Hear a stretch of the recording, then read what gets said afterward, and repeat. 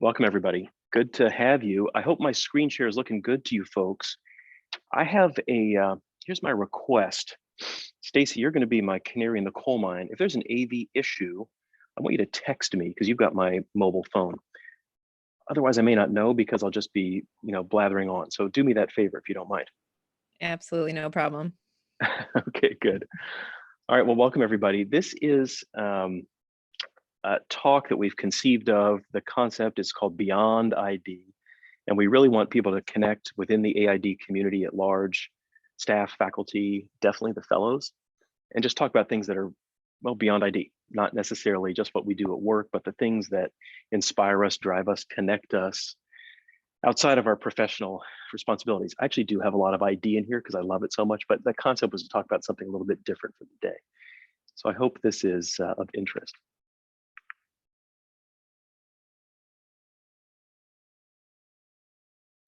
We always start with disclosures, right? Whenever we do an academic talk. So I have many conflicting interests to disclose. I'm interested in elevating the level of care at our hospital. I'm interested in working with our fellows. You can see how seriously you guys always take yourselves. Interested in writing manuscripts. I'm interested in spending time with my beautiful and happy family, but no financial conflicts of interest. It's ID, there's no money in it anyway. The agenda that I've proposed is to talk about 2 expeditions that I've taken to Everest and to share my perspectives, some lessons, and definitely some opportunities for growth and improvement along the way. The caveats, number 1, there are portions of this talk that are painful. I'm becoming more savvy around trauma warnings, and this is overall a very happy story, but there are some people who don't go home, and that part is super painful. However, everything I show you will be true, whether or not it is pleasant to see. So this is Mount Everest. This is the summit. The summit is about 29,000 feet above sea level. No one knows exactly how tall it is, although it was recently remeasured in an amazing attempt to try to figure out exactly how tall. It's hard because it grows about the length of a human fingernail every year, they say, and then there's earthquakes, so nobody really knows, but it's about 29,000 feet high. The pressure at that height is about 1/3 of what we breathe here. So people often ask, what's the gas mixture? What's it like? It's identical to what we have here. It's 20% of what we breathe is oxygen up there, but it's 20% of 30% of what we breathe down here. The summer is very cold. It can get super cold if you're up there when the jet stream hits the mountain, but we don't do that. So usually in the nighttime, it'd be around -20 degrees Fahrenheit. It is not unique. There are many people who've made it above. In fact, as of my speaking to you today, I think the number of summits is probably closer to 10,000. And that's 10,000 summits among maybe 6,000 people, meaning some folks climb more than once. In the attempt to do this, we've lost hundreds of people over time. So you may have some questions. I've built this as a Q&A based on the questions I've gotten over time. Questions include, why would you do this? So the question of why someone would climb mountains has been asked many times. Chandler may recognize this character. Ernest Hemingway, who said there's only 3 real sports: bullfighting, car racing, and mountaineering. The rest are just games. Such a jerk. And I'm sorry for his alcoholism and his suicide. It's bad news, but this is not why we do it. That's an arrogant thing to say. This individual, if anybody recognizes them, you can put it in the chat.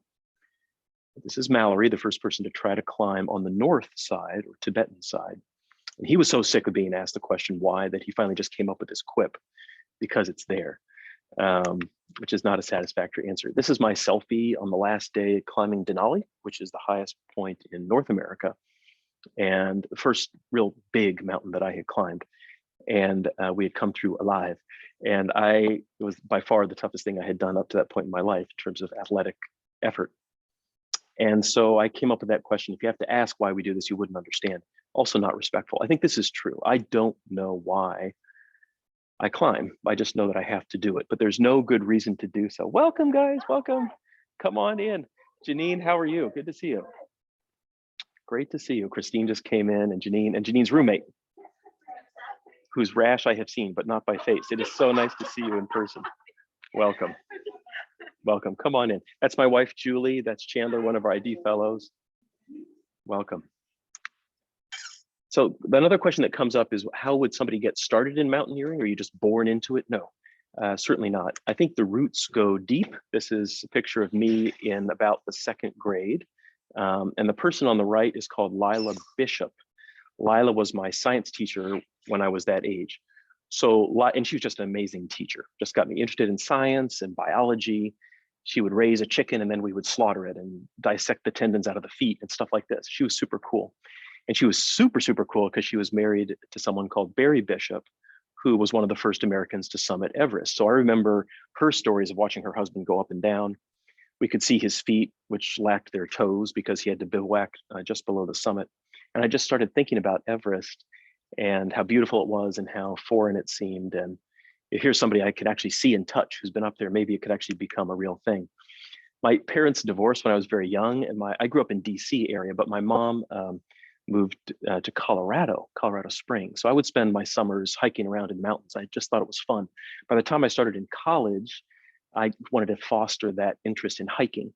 So this was my group. I was guiding this group of college students. Remember the 1980s when the hair was very big. So I had the big hair, big backpack, and this was called FOP, First Year Outdoor Program. And it was a way, it's still there. It's an amazing thing for college. You come a week before you start college and you go hiking and you meet a bunch of other freshmen and some upperclassmen. You have a nice network of friends when you begin. And I just loved guiding on this trip. And in fact, everything good in my life goes back to this experience because I became a wilderness EMT. That's where I started thinking about medicine. Obviously, the mountains are there. Julie was on a different trip, so I ultimately met her through a network of this group. And so that was a really fun thing to do. So that continued in college. But after college, I took 4 years off and decided I was a humanities major. I was going to do become a novelist or a filmmaker or something. And I was certainly not going to do medicine. I'm born from civil rights lawyers. I know nothing about medicine. But ultimately, thanks to Julie, I realized that was the way to go. So 4 years off after college, then med school, then residency, and it all just atrophied. My mountaineering life went dormant until I finally got my faculty appointment, which happened in 2007. I entered here in a 3-year program that extended to 4 years. I got what's called a K Award, a KO8, to do benchtop research in malaria under Wes Van Voris, and was successful with that. But my passion was for teaching and clinical ID, and I just couldn't ignore it anymore. And when the job came along for antimicrobial stewardship, they created that job here. I applied and was lucky to get it. And so by 2007, in the summer of '07, I remember standing in micro rounds when we could actually go to the lab. And the pharmacist next to me said, "Hey, what are you doing this year? What are you up to? What's your vacation plan?" And I said, "Well, I think I want to climb Rainier. I've been looking at that thing for years and I want to actually go up there." And he said, "Hey, I know how to do it. I've been up many times." His name's Doug Black, and he is a pharmacist who is the world's most expert ID pharmacist. He's on faculty here, and we became fast friends, not only through ID and microbiology and pharmacy and antibiotics, but also through mountain climbing. And we were so fortunate to get linked up with Tom Hahn and John Lynch in short order within a year. And we became this gruesome foursome weekend warriors climbing everything that we could get our hands on in the Cascade Range, ideally in the wintertime, because we think that's more fun and interesting. And that just became my hobby. That's how it happened. I just fell in love with doing this. This is what Seattle looks like from the top of Rainier, which is more properly called Tahoma. When I say Tahoma, I mean what you would call Rainier. And that's what we look like over a sunrise from the summit. And it's just peaceful and beautiful. And there's no pager. For a long time, there was also no internet, although I think that's changing now in Rainier, which is kind of sad. But you are just offline, off grid, and you're in a different world. And it's just a great way to link up with your friends and see them in a different context and do different things together. Tom and John in particular are just super, along with Carrie Farquhar and others on our faculty, they're just super elite athletes. They're very fast. So I'm always trying to keep up with them. So they do trail running and ultra distance running and stuff like this. But once in a while, they'll slow down and just tromp up a mountain like Tahoma with me. I took this picture of them as they were going down from the summit. It's just a beautiful, surreal, amazing place. Sometimes it's painful, like when you get blisters on your feet. I mean, this does happen. The pain is there, but you never really suffer because it's a fun, beautiful, interesting place to be. I was asked whether climbing Everest was part of the so-called Seven Summits quest? And the answer is yes. There is a book called Seven Summits. I actually have not read this book, although I really probably should, but I heard about this quest. The Seven Summits, of course, are the tallest point on every one of the seven continents. And back in the day, a couple of CEO weekend warriors decided that they were going to do this. It has then was written into a book. It's now become a whole quest. And so this is sort of a legendary thing to do. I think there have been, well, no one actually keeps stats on it. I think there have been almost 2,000 people who've done this at this point. Although when I set out to do this, I think it was closer to 1,000 people who had made it. In each of these mountains, I thought it'll be different culture, different experience, but still, something that would be challenging to do. At that point, around 2010, when I conceived of this, I had no idea if I could do it, of course, but I thought I would try. So it seemed to me that one of the most accessible ones is Kilimanjaro. And some of you here today will have summited Kilimanjaro. It's a beautiful mountain. It's sort of like a Tahoma, but 10 times bigger, just a giant volcano. It is not, for most routes, technically challenging, but it's high at 19.3. And so it was a fabulous expedition. I resolved to do it with my brother. That's him, that's Matt. Matt is here in this photograph. We were going to do this together. In 2010, he was just concluding a very distinguished career after 3 combat tours in the endless wars, which I guess are kind of ending, the Middle East wars. But I really wanted him to be able to decompress from some very stressful things he had been through in service as a Marine. And so I said, we're going to do this together. We're going to get together. We're going to climb one mountain a year, and it'll be a great way to connect. And that's what happened this particular year. The following year, we resolved to go up the highest point in Europe. And that's a mountain called Mount Elbrus, which is in Russia. But some Chechen terrorists started murdering mountaineers and skiers on the mountain, so the mountain was closed. I had the time off work anyway, and so we pivoted to this mountain called Mont Blanc, which is the highest point in Western Europe. And I did that with Matt as well. It was a fabulous experience. The following year was Denali, which is the highest point in North America. Now, this expedition was also meant to be with Matt, but his work schedule changed and he was not able to do it. And he said, hey, you could wait for me, but don't. I don't know how long I'm going to be off this Seven Summits program. You should go without me. Which is the right thing to do. In fact, we have not climbed one of these tall ones together again, but Denali was a spectacular experience, and I would love to hear from others who may have climbed it or have even just seen it in person. Spoiler alert, if you have not been to Denali National Park, you really should go. It is just the most singular, beautiful place, and the fact that it's in the United States of America just knocks my socks off every time I think about it. It is super, super beautiful and very challenging, and very high at about 20,000 feet. The following year, I decided to go up to the top of South America, which actually is even higher. What's the highest point in the Southern and the Western hemisphere? It's called Aconcagua. This is in Argentina. It's a very, very indescribably beautiful place. Not technically challenging in its own way, but just the height and the wind, which in local parlance, they call it the broom of the gods. It sweeps the land clean. So you really have to be careful to look out for frostbite, etc. And getting up to around 23,000 feet for the summit was a big accomplishment for me. The following year, Julie had work in Australia, signing books and such. So we tacked on a little mountaineering thing. Well, I did. She was smart enough not to go up with me. Kosciuszko is the highest point in Australia. It's only 7,000 feet tall. So most people don't even count it, but it's a real mountain. Unfortunately, people lose their life there routinely when they get lost in a whiteout. I was in a whiteout as well, but I had a GPS, so I made it out of there.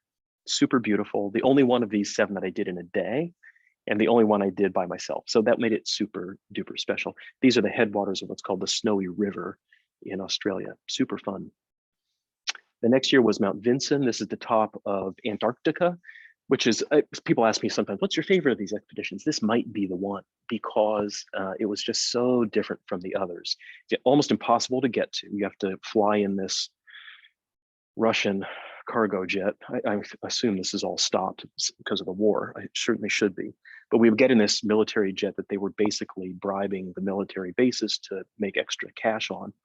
They charge you 35,000 bucks just to sit in that seat and fly down the 2-hour flight from Punta Arenas, Chile, down to the ice. And they landed on the ice. And from there, you're super remote. And you spend a couple weeks going up Mount Vincent. It's only 16,000 feet tall. It's not that high, but it is truly remote and very, very beautiful. There's just nothing there.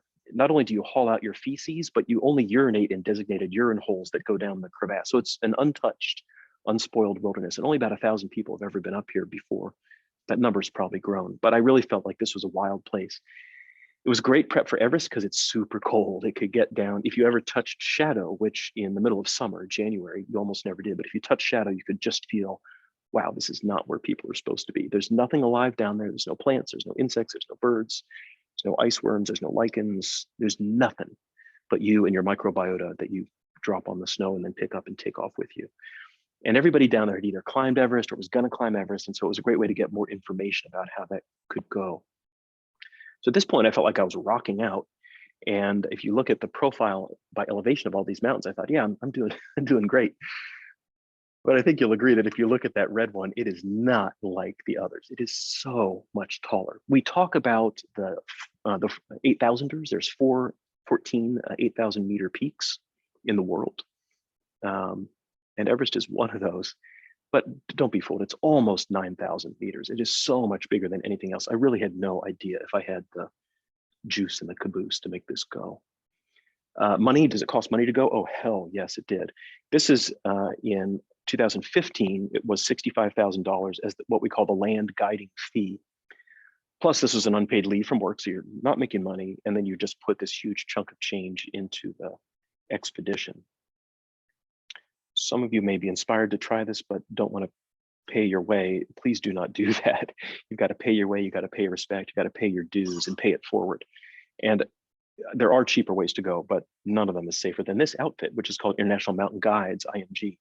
I'm a super big fan of IMG. By coincidence, they're here at Ashford, Washington, and they're just the best in the world. They're, Phil Urschler, Eric Simonson, George Dunn created this based on their own experiences Himalayan mountaineering in the 1980s, and it's now a very successful business. These were my guides on this trip in 2015, Finjo Sherpa, Andy Polachek, and Justin Murley, all three of whom are, as we speak today, back on the mountain guiding again yet another year. How did I get permission to go? This is sometimes asked, who would grant permission to go? So needless to say, I needed permission from my lovely wife. People sometimes ask her why she lets me do this, to which she would always say, I don't own him. I mean, we're married, but he is his own person. So I think I had to sell this, but I didn't have to sell it too hard. I needed permission from our daughter, Zoe, our son, Matthew.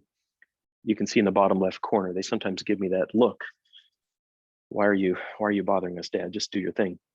I'm so lucky to have such a beautiful family, and they love to travel.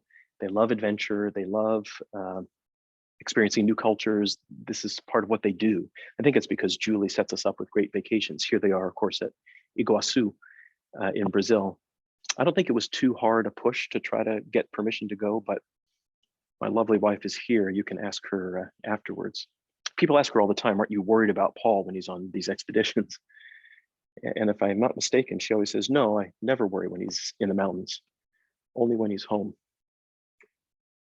I also needed formal permission from work, right? So at that time, Wes Van Voris was our division head, but he was off in Geneva working on new medicines for malaria with MMV in Geneva. So Jeannie Marazzo in 2014 had stepped in for him. And so I would love to hear a recording of that conversation. It would be so fascinating.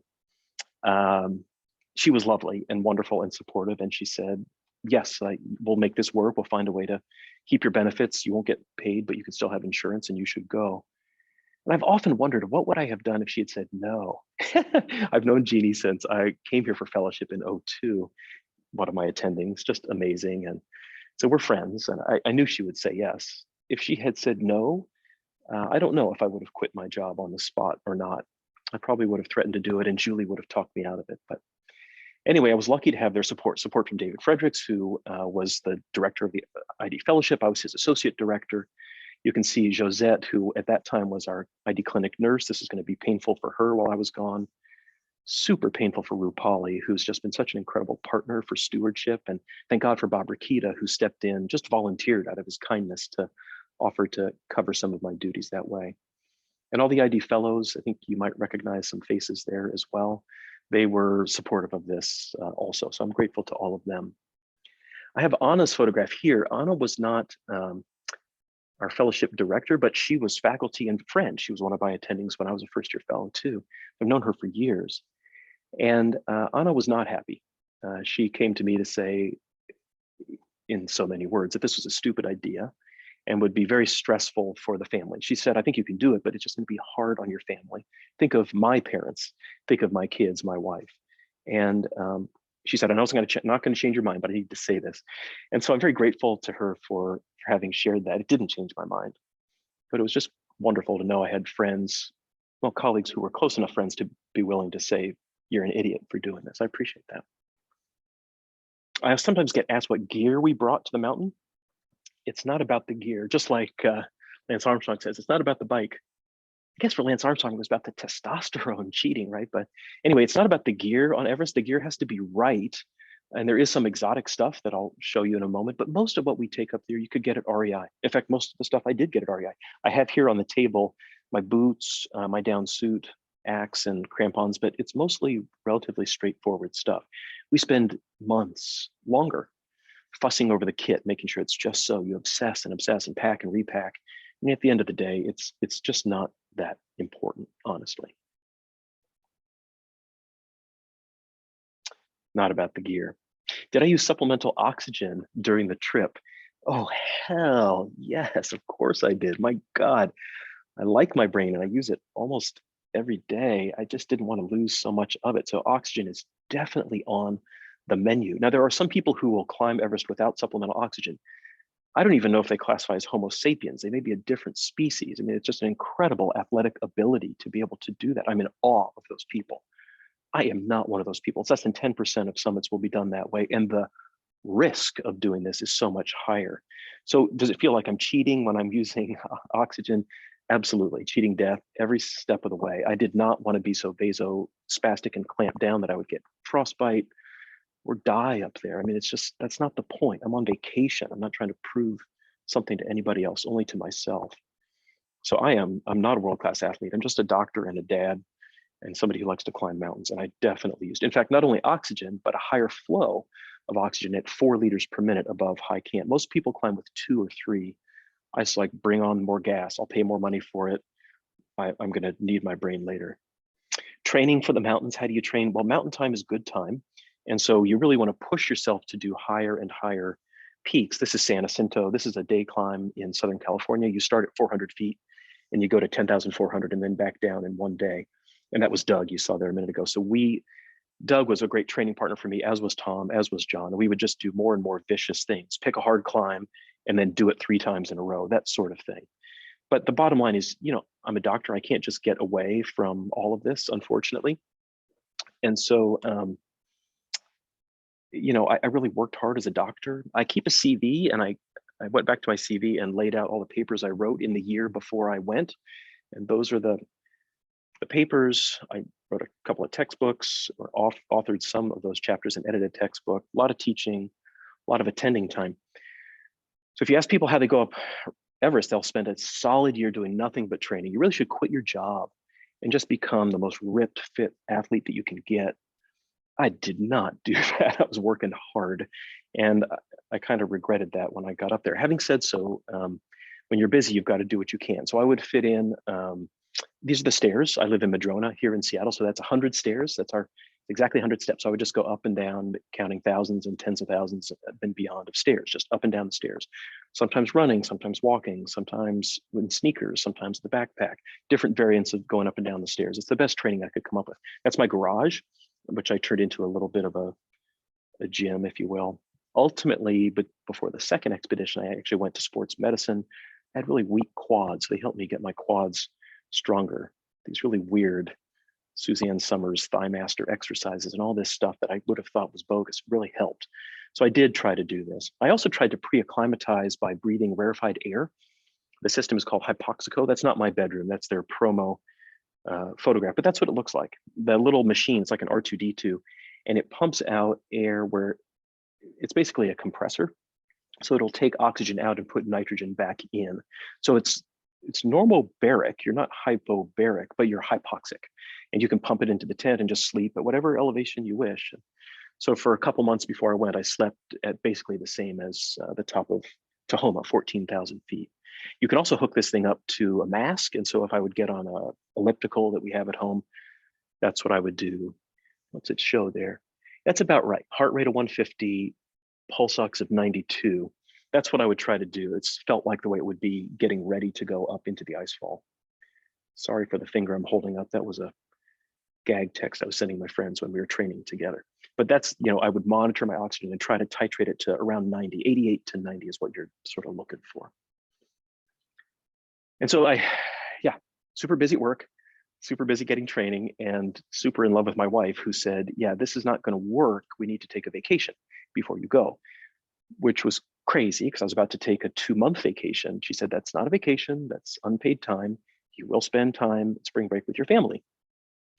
And so we did. We went down to a place called Baja, California. Hi, Carolina.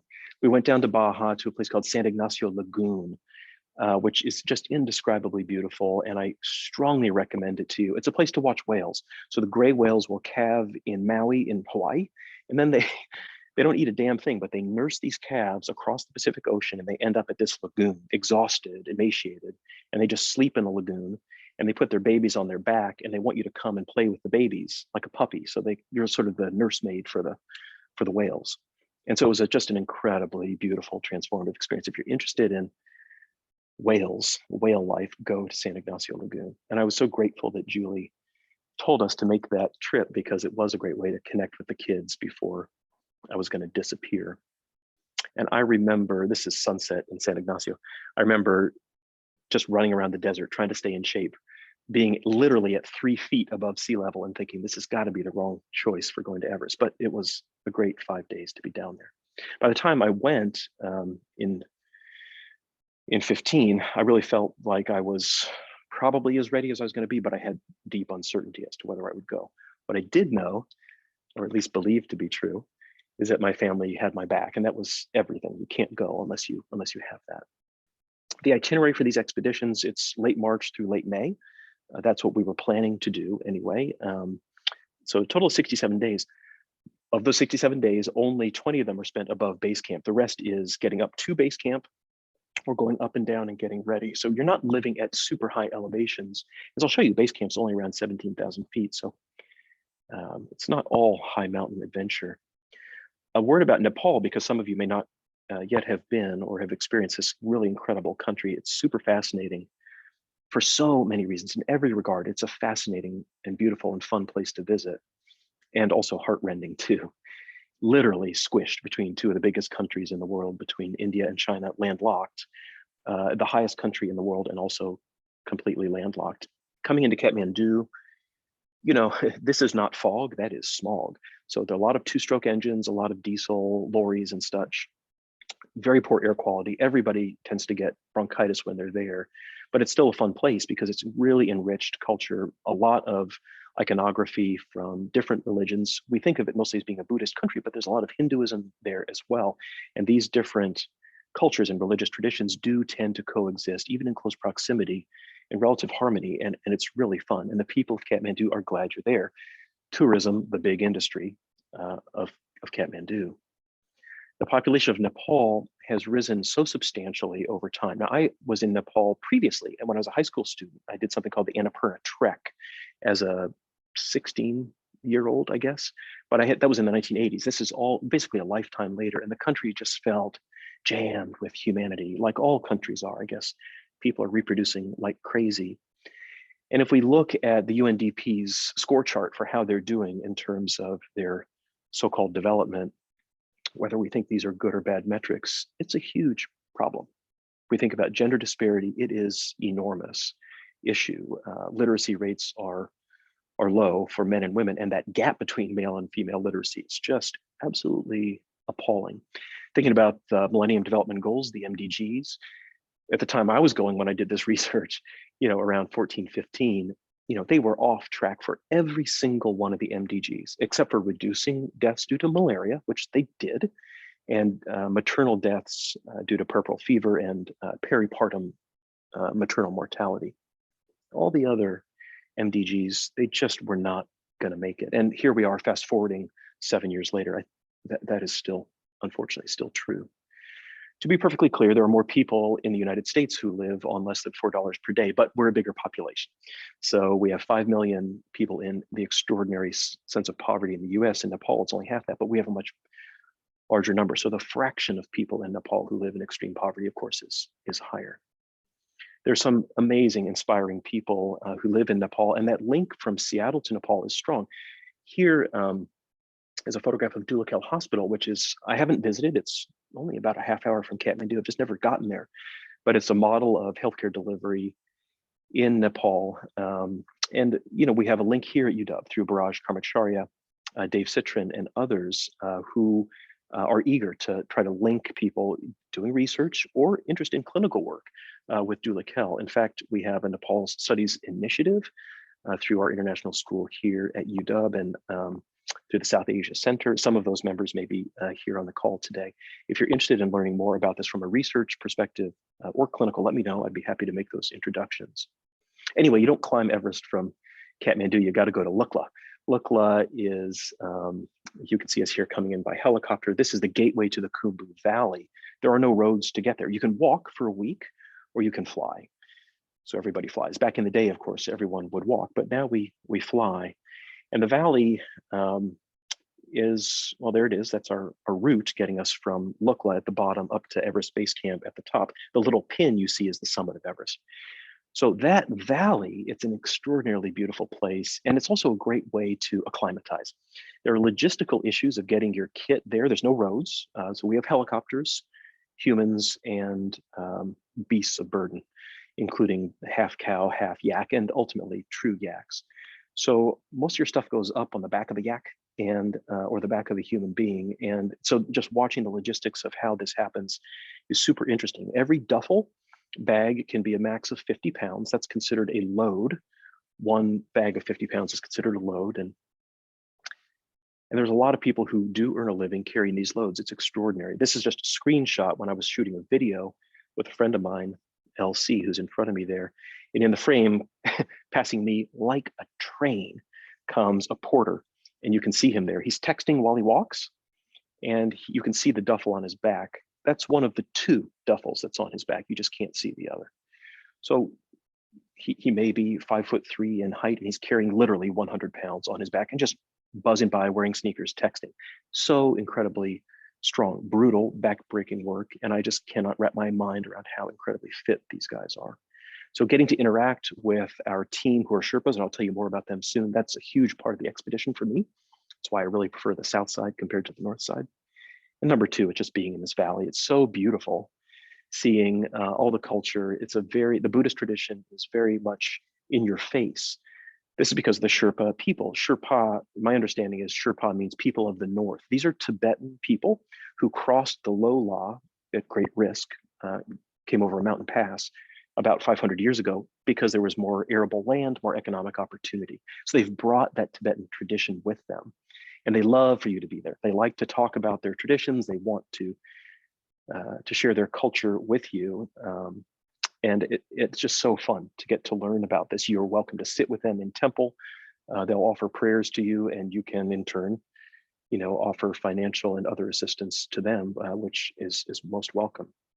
So beautiful culture, beautiful people, beautiful language, and it really enriches this whole experience, I assure you. We get asked sometimes about the food and what we eat. And usually we would just eat whatever came from Costco. As I mentioned, IMG is a Seattle company, so they go to Costco to get most of their food. A lot of junk food, and then a lot of rice, a lot of dal, meaning lentils. We would try to get protein every day, sometimes chicken eggs, sometimes just the meat of the yak. My goal was to put away 4,000 to 5,000 calories per day. You can't. Your appetite is just so suppressed at those elevations. Once in a while you come to breakfast and it looks like this, but that's super uncommon. You cannot climb Everest like this. So this would happen when there was a blizzard and we just couldn't get resupply. But generally speaking, we ate very well. And in fact, we just couldn't get our fill enough because our appetite was just so low. You don't start going up Everest alone. As I mentioned, that's an acclimatization hike in the valley where you go essentially a bit higher day by day. We did it over a period of 10 days. We also climbed some subsidiary peaks. This one is called Lobuche East. It's not very tall. It's only about 20,000 feet, but it's a great way to stretch your legs, work the lungs, make sure that your safety systems are dialed in, and build your teamwork as well. So you can see how the guides are working, how your teammates are going to work with you. That's me taking a rest at the top of Lobuche East. I was super gassed. And you can see in the distance there, the summit of Everest with that cloud plume coming off it. That's because the jet stream is still hitting the top and you're getting condensation of moisture. By the time we come to Everest Base Camp, which is just so super beautiful, you feel like you're knitting as a team and things are coming together. Base camp only exists for a couple months per year. Otherwise, it's just too hostile. There's no reason for anybody to be there. So it's a tent city that pops up out of nowhere, perhaps 1,000 people in total at any given time. This is my tent here in the foreground, and there in the background, a mountain across from Everest called Pumori. And, you know, I did not know when I snapped this photograph around the 21st of April what was going to happen a few days later, but we'll talk about the earthquake and the avalanches. But you can see that line of snow between Pumori and then heading off to the right.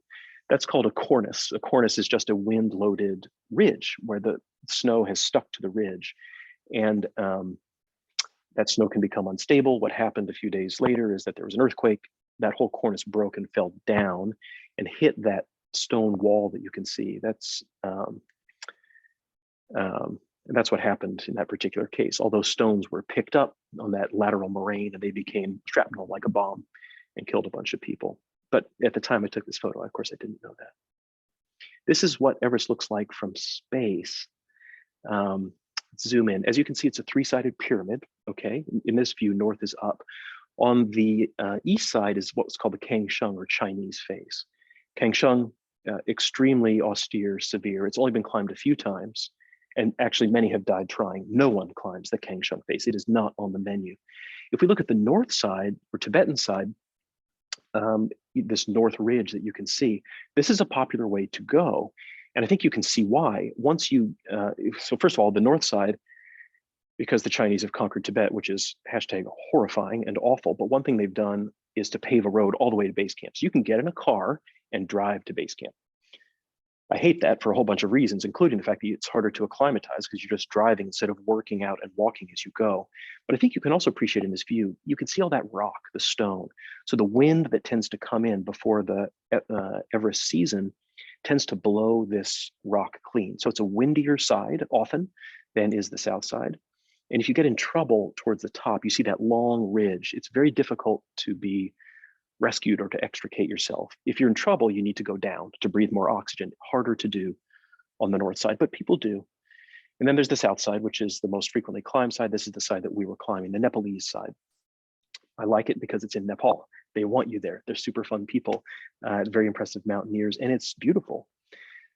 The problem, and it also has more snow, which is good because you can actually dig your crampons into something. The problem is what you see at the bottom, which is called the Khumbu Icefall. And Icefall is a glacier that's going over a cliff or over a hill. And that's an issue because these glaciers move and they become unstable, and that can be an objective hazard. But that's the way that we were going. I get asked all the time, were you scared or frightened? No, not usually frightened, but I was focused on the big five. You just focus on the big five, right? Frostbite, acute mountain sickness, don't fall off the mountain, don't fall into the mountain, and don't let the mountain fall onto you. So we'll give you some examples of this.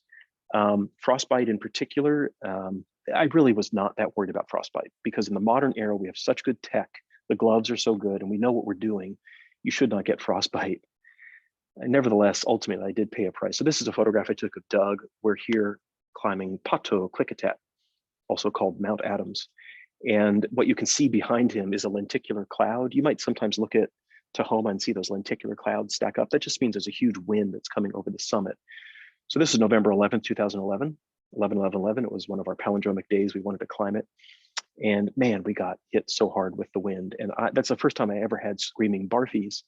The screaming barfies is when your hands get cold, you get vasospasm, and then you rewarm them, putting them in your groin or under your arms.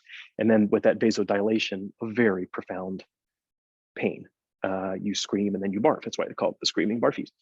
And so I remember getting it that day thinking, I really don't want that to happen to me again. And I resolved it never would.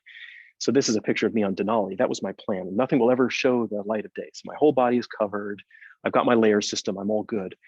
Climbing Denali, I was mindful about frostbite because of this book called Minus 148 Degrees. if you have not read this book, and if you're interested in mountaineering, this is a classic of mountaineering. It's a great memoir written by Art Davidson. It's the first winter ascent of Denali. And fabulous book, which I read with great detail, thinking about how savage and severe it could be. Minus 148 is as low as the wind chill chart will go, and they were below that on this trip. That's why he calls it that. So anyway, I thought I'm going to go in the summer. I'm not going to get frostbite on Denali. And this is a photograph of high camp on Denali. That saddle you can see is called Denali Pass. It separates the south from the north summit. And the bottom line is we pulled right into high camp, covered with sweat. It's very exhausting. You're at about 17,000 feet. And a wind started coming down from that pass. And that was the first time, to answer the question about fear, that was the first time I got scared in the mountains. Because it just crystallized for me. This is how people die. Now I understand. We were prepared. We had great guides and we were okay. But again, the screaming barfies. Screaming barfies came into focus thanks to this person you may recognize, Dr. Michael Gonzalez. I was on service with Michael last year. We were examining a patient on consult who had an AV fistula that was infected, unfortunately. And Michael gave me the history that there was still a good bruit and good thrill in the fistula, and I trust him, but I'm supposed to examine the patient myself. And I even told the students, you're going to feel it like a bag of bees buzzing around under your fingertips. I felt nothing. And I said, Michael, what is going on? Did he thrombose? We realized that I have lost the vibration receptors in my fingertips, but if I palpate with the second row of pads, I can still feel it. Thanks to Michael, I knew to look for that. So I never got frostbite, but I think I have paid a price. For many years after I've come back from big expeditions, the fingerprint sensor on my phone, remember you used to have to do your finger? That didn't work for a few weeks till the fingerprints would grow back. Ultimately, they always did, but I think I paid a little bit of a price that way. The question about fear, I think about opera. In college, I don't know nothing about opera, but in college, I took a course on opera, because if you can't read music, you can still learn about opera. Great course. And I remember learning about the brilliance of Giuseppe Verdi, who wrote this opera. The first 20 minutes of Othello, it's happening during a storm. He's trying to set up a sense of tension, anxiety, and fear in the audience. And to do it, he has somebody playing a pipe organ, one chord for the entire 20 minutes. I don't know if they get carpal tunnel. They probably just put a brick on the keyboard. I don't know how they do it. But it's not for the first 20 minutes when the storm ends that the chord is lifted. And then the audience realizes, oh my God, I was so stressed out. Everybody's muscles start to relax. And it's like that on Everest. There is a constant background of anxiety, of self-doubt. Do I have enough juice in the caboose to get up? That's always there, but it's low level. It's not fear, it's something a little different. And I think it's just a recognition that people smarter, braver, more accomplished than you are still there forever on the mountain. You just have to admit that that's true. This is the Climbers Memorial in Fairshade. The name of everyone who has fallen on the mountain is inscribed there. And you see how it looks here. It looks like a little pyramid.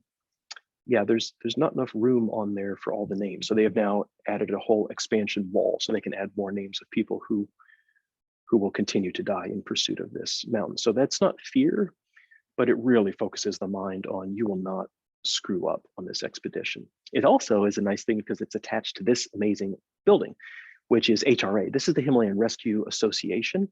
Dr. Luann Freer here from Seattle created this some years ago. Super cool organization. It is a seasonal healthcare facility. So it's basically a clinic. They have doctor's hours. They take major credit cards, and I think the fees are pretty similar to what we charge an ID clinic here. Free for people who live in Nepal, but if you're a traveler, a trekker, or a climber, you pay cash money to be seen by a physician. This is the ICU. This is Polly, the oxygen concentrator. This is the stock room for their unit. So it's a very austere place. It doesn't look like much. The doctors are all volunteer. They're all amazing. And I've seen them save lives. I saw them fly someone down with high altitude cerebral edema down by helicopter who was not going to make it. And this person actually survived. So the doctors are wonderful here. That's in Fairshade at 14,000 feet. And then up the road in Everest itself at base camp is the so-called Everest ER. These two are linked together. This is a tent that pops up once a season. And again, staffed by volunteer physicians from around the world who are there to take care of anybody who's coming up or down the mountain. So this was really reassuring to me that, I'm a doctor, but I'm not there to be a doctor. I'm not the team doctor. I'm just a guy. Nevertheless, every single day, I think I volunteered to help out teammates, which was my pleasure to do. And we'll talk about that. You know, the issues that I saw, medically speaking, on the expedition, it was just kind of everything. There was a lot of bronchitis. We call it the Kumbu cough. I ended up getting this myself, as I'll show you. There was some acute gastroenteritis, but not much. Once you get out of the tea houses down low, you are now in control of your own. Well, you know the chefs, you know who's cooking it, you know that the hygiene of the food is good and the toileting is good as well. But nevertheless, a lot of skin issues. I did see acute mountain sickness, high altitude pulmonary and cerebral edema. On the first year I was there, someone did drop dead of an MI. Someone who was older than ideal age just didn't make it. I did see frostbite, not within our team, but in other teams as well. Blunt trauma, we'll talk about. Mental health, a huge issue. If things, as I said before, things are not right at home, they will come out. And I remember meeting somebody from a different expedition whose wife was battling cancer, and they thought the cancer was under good control. This was not true. And in fact, while that person was on the mountain, the new diagnosis of advance of that cancer came out, and he was asking me for anxiolytics, and I sent him down to go home to be with his wife. I mean, there was no other way. The retinal hemorrhages, yeah, if you do MRIs of people's brains after they come down from Everest, we bleed into the brain. Everybody's brain bleeds, retinas too. Usually these retinal hemorrhages are asymptomatic and they sort of resolve and resorb. One of my teammates had a symptomatic blind spot that came with this, and she had to go down for that reason. CNS tumor, what's that about? One of our teammates had headache at high camp 2. And the assumption was that it might be high altitude cerebral edema. Well, it's a Sherpa. I don't think that's what it is. Sure enough, they got down to Kathmandu, got him a magnet, and was a glioblastoma. So at an expedition, all the stuff that you deal with in normal life is still there, plus all these more exotic and strange things. Just a terrible situation for that person and their family. But there's wonderful things that go on in the valley as well. This is Namche Bazaar, which is the center of business life in the valley. Used to be basically a place to farm potatoes. Now it's caters to tourism, trekkers and climbers alike. This is the world's highest dental clinic. I'm just so into dental medicine. This is so cool. Nawang Doka Sherpa, who is just an incredible dentist. She runs this clinic, raises the money to do it, runs the clinic, staffs it. Big friend of Americans. I think her kids went to Stanford, if I'm not mistaken. And she's just super cool person to hang out with. And I think she's trying to bring not only dental care, but also medical care to this area as well. After the earthquake, which we'll talk about, she ended up in the basement of a school library. And this is one of the signs on the wall of the school library. Knowledge leads to unity, ignorance leads to diversity. I think they mean division, not diversity. And I think it's Sri Ramakrishna, not Sir Ramakrishna. Anyway, I thought that was a fun thing to have over a dental chair. In summary, this is a team sport. 8,000 meter mountaineering is the ultimate team sport, and y'all better be on the same team. And so we really felt when we were getting going above base camp that we had gotten to know each other, that we were in it together, and that we had each other's back. We're super respectful of local customs. This is the puja or blessing ceremony that we always do before we go above base camp. There you can see Funaru putting flour on everybody's face. That's supposed to look like you have a gray beard, so you're gonna live a long life. And the Lama has this, my God, a 4-hour prayer ceremony. He's praying for blessing of Myo Lang Sangma, the goddess who lives on Everest, for her blessing so that we can go higher. And then we all dance and drink this homemade, God knows what's in it, wine, like sake, super, super good, super drunk, super sunburned. The reason we can go up, of course, is because of the Sherpa people. So you may understand and have read about the legendary Sherpa mountaineers. What I can tell you is that what you've read does not even begin to do justice. I don't fully understand all the different genetic adaptations that they have acquired through evolution over time. What's interesting is that if you look at a genetic profile, GWAS or otherwise, people living in the Andes and people living in the Himalaya, they are different. The mutations are not the same. And actually, although it's convergent, they have the same effects, but the benefit to those living in the Himalaya is greater.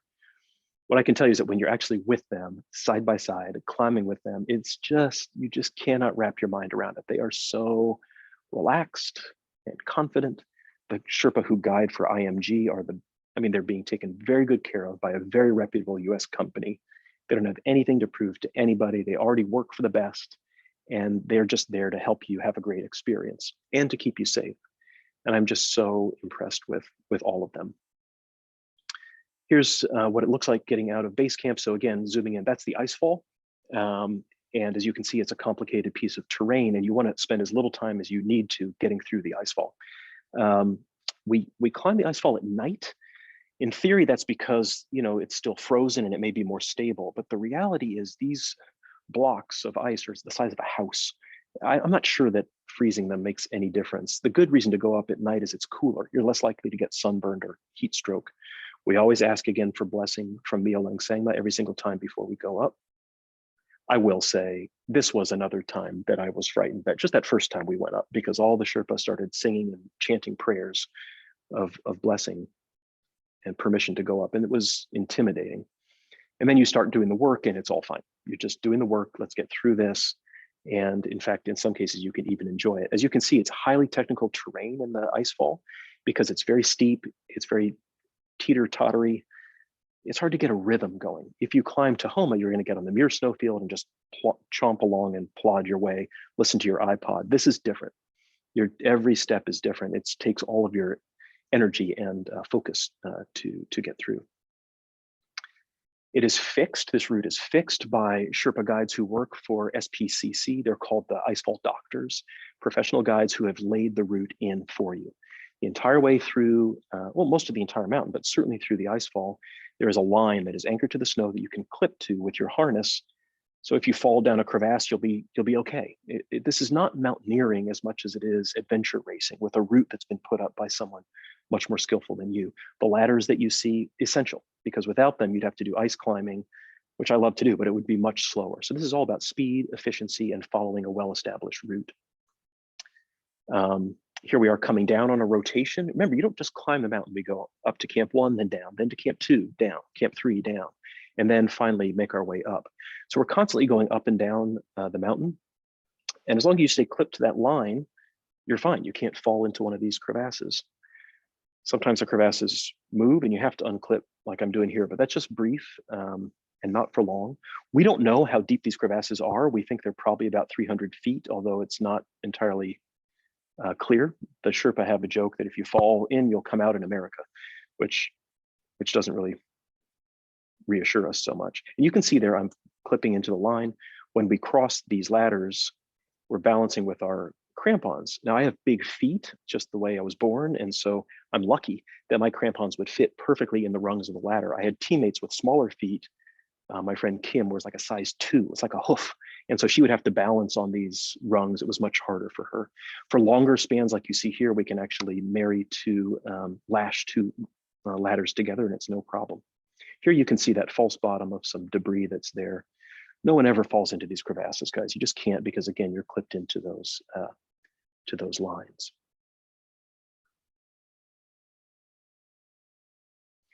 So you don't want to fall into the crevasse. You also don't want these seracs to fall onto you. The seracs are just hunks of the glacier that are balanced and moving slowly downhill.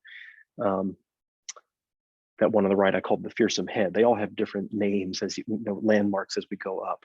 And so the key is to just move quickly as we possibly can, and to have chosen the route wisely. So what you see here is what I call the tragic ice. And you can see that rectangular face here. Yeah, hopefully you can see that. So that didn't used to look like that. In 2014, that face was down here until one terrible day when an entire chunk broke off and by terrible coincidence landed on 16 Sherpa guides who were making their way up through the route. That year, the route went right next to this feature, which is called the west shoulder of Everest. And so just by horrible luck, this enormous thousands of tons of ice just came down and instantly killed a bunch of people. The community of Sherpa who live in this valley, they all know each other. It's a very small population. Everyone's related to or friends with everybody. So when those 16 men died that year, the entire community was really rattled. It was the end of the expedition season, of course, but more than that, it just shook the confidence to a certain degree of everybody who was there. Thus, coming back the next year, the route was moved farther to the right. So you can see that feature here, that face of snow. It looks sort of like a layer cake. We had to go up those features, which is slow, but we did it because we didn't want to be farther left, which would put us at risk of that objective hazard of the mountain falling onto us. Going through the Icefall is just super fun. You're doing it together. And once you reach the top, which we call Camp 1, it's a chance to relax, to be with your friends and to hang out with the Sherpa and hear their stories and learn from them as well. This is Camp 1, where we're getting a sunburn here. Camp 1 is at the top of the Icefall, and behind us, which I'll pivot to in a moment, is the route farther up, which is called the Great Western Coombe. Coombe is a Welsh word for a deep valley. You can see Lhotse there at the end, Everest on the left, and Nuptse on the right. Here we're going up into the Coombe. You can see the plume coming off Everest there. This is a super fabulous, beautiful place. It's one of the most spectacular valleys in the world. And this particular day, we had wonderful view and great conditions. One of the challenges that came up was, of course, the next day when we didn't go halfway, but moved camp up to what's called Camp 2. Camp 2 can be seen, we can't really see it in this video, but it's just here, about halfway up to this feature, the Lhotse face. I don't have photographs except for this one photo from that next day, the 25th of April, 2015. We moved to Camp 2 and then got there just before 12 noon and did what we always do, which is get a snack and go to bed. It's the best part about being on vacation, climbing a mountain. You can sleep in the middle of the day and not feel guilty about it. The ground began to shake beneath us. There were, avalanches coming down. I thought it was just avalanches, which is no big deal. There are avalanches up there all the time. But on this occasion, of course, it wasn't avalanches. It was an earthquake that had triggered the avalanches around us. And so, our experience at Camp 2 was that we were cut off from base camp, which was thousands of feet below, unreachable, and that we were okay. We had one Sherpa member who suffered an orthopedic injury trying to escape from the blast. And I thought was going to have compartment syndrome, did not. And that person was able to be flown off the next day. Generally speaking, life at Camp 2 was okay, except that we had a radio and we could listen to what was happening at base camp. There's no roadmap for a catastrophe at base camp. It's never happened before. But as I mentioned before, we had a crevasse, a serac that, a cornice that broke free, landed on that terrain, and then displaced a whole bunch of air. The air picked up stones and it killed a bunch of people, and there was not a damn thing I could do to help. I have other friends who were at base camp who were physicians, and I could listen to their anguish. And I won't go into it in great detail, but it was just very, very stressful. I'm not very smart, but I'm smart enough to use a satellite phone to call my wife when this happens. And it's 12 hours different between Nepal and 11 hours and 45 minutes difference between Nepal and Seattle. I woke up Julie and I said, you're not going to even hear about this, but in case it hits Facebook or something, there's been an earthquake, we're all fine. And I had no idea what she was going through, dealing with so many worried and stressed people at home. We were ignorant of that. The next day, we were fine. Camp 2 was good. It was stocked. We had all the oxygen we needed. The weather was okay. I was completely ignorant of what had happened. What had actually happened was the earthquake was closer to Kathmandu. Kathmandu was devastated. More than 8,000 people in Nepal were killed. We were actually okay. It was the country that was shattered. And of course, we had no way of knowing. We didn't have any internet connection, etc. We tried to walk down, but could not because the icefall was more unstable than usual. So we ended up flying out. And I shot this video just to give a sense for what that icefall looks like. This turned out to be a very big, I think the biggest helivac in their history. There were more than 50 of us who had to get flown off 2 at a time. You can't put more than 2 people because there's not much air to lift the helicopters. Here I've slowed it down so you can get a sense for what it's like to go through that icefall. My friend Justin and a couple other guides with him tried to make their way lower, but there was an aftershock that happens after big earthquakes. And so it was decided that this was not safe. We would have to fly down. No problem. We cached some of our gear at Camp 2 and then took some of our other gear down. I was still in the mindset that I would return to Camp 2 and continue the expedition. We had no idea what had actually happened down below and the fact that the country had been so shattered. What you'll see here in a moment is a view of base camp, and you'll see a white smear or stain. Let's see if I can show you here. Yeah, there it is. That's that avalanche area. So all that snow here used to be up at the top. And so it was the center of base camp that just got blasted away, unfortunately. And that's where ultimately 20 people died, most of them that day, some from trauma the following day. Walking around the center of base camp, it looked like one of those awful pictures from CNN when Kansas gets hit by a tornado. And it's exactly what it was. Everything was shredded. You could walk along in any random point and look down and there would be blood and body fluids on the ground. It was a killing zone. And no question, when you see that you realize what's happening. Our tent had become a field hospital because the regular hospital was destroyed. They tried to, and I think actually probably did save some people, but it was just super devastating for everybody that day. The people who live in the Khumbu Valley were super devastated because they do architecture that's very savvy. It's locally sourced field stone. That's the resource that they have. They stack it dry because cement and mortar is heavy and expensive. And so they'll just dry stack it and then put plywood on the inside as an insulation.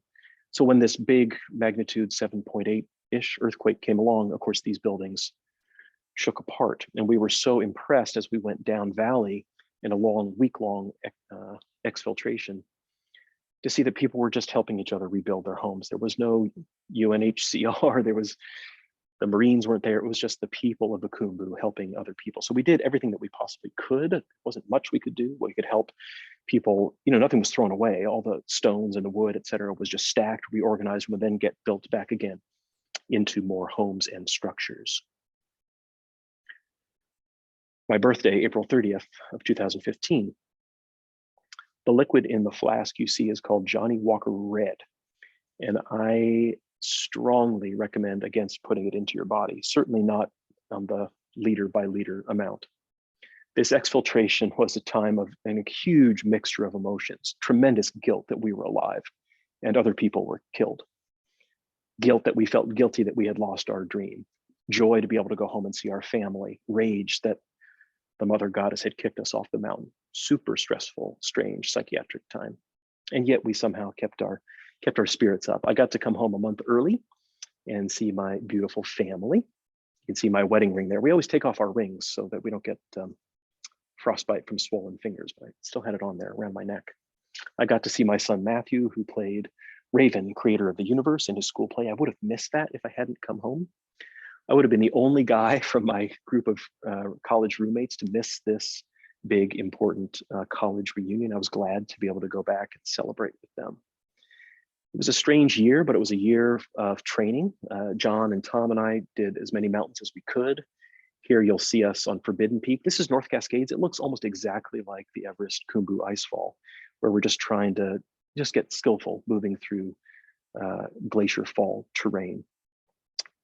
Here comes John. It's hard to walk on rock with those crampons. There's Tom, but this was just good training for us to do. We actually didn't get up Forbidden Peak this day. We ran out of time, but we had a good time trying. John guided us up Liberty Bell Peak, the Becky route, which was a super fun thing. That's Kim in the middle, one of my teammates from Everest. It was a strange year because I would be in clinic, I'd be teaching the fellows, in a meeting, giving a lecture. My brain was on Everest. What is still at Camp 2? What's going to be left behind? Can I go back and make it?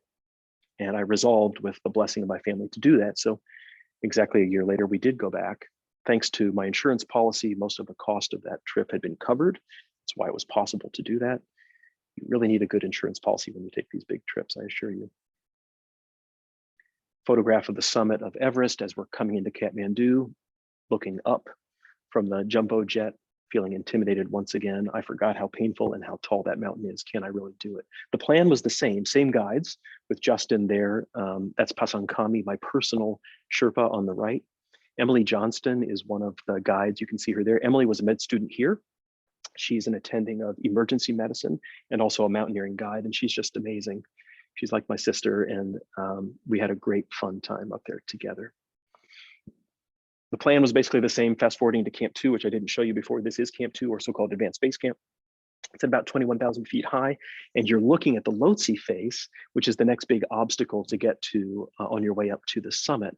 Camp 3 is the place to go, and Camp 3 is right about here in the middle of this rumpled, quilted look of the mountain there. I was sick. This is Emily listening to my breathing. You can see the look on her face. I got bronchitis, and I would just cough my guts out. I would cough up a purulent material we called Paul's lung butter, because with one expectoration, you could probably butter an entire piece of toast with the pus that would come out of my lungs. I broke a rib from coughing as well. And so by all rights, I shouldn't have gone up, but I wasn't going to give up. So they gave me a green light to try. Getting up the Lhotse face is intimidating because you just don't want to make a mistake. It's very steep. As you can see, it's thousands of feet. and you really need to focus. It took me on this occasion 11 and a half hours to get from camp 2 to camp 3, which is way too slow because I just felt like I was breathing underwater. We spend one night here at camp 3, and then you're meant to go all the way back down, rest, and then go for the summit. This is your acclimatization rotation. And I was so effing high. I had an incredibly sore throat from the dry air. You're not breathing supplemental oxygen. They force you to do this on ambient air. There's very little of it up there. And I was hypoxic and just hallucinating. I dreamed, and I was convinced that every time I did a perfect breath in through my nose, out through pursed lips, through my buff, that there was a family in Australia in 1950. They would get $1 Australian charitable giving.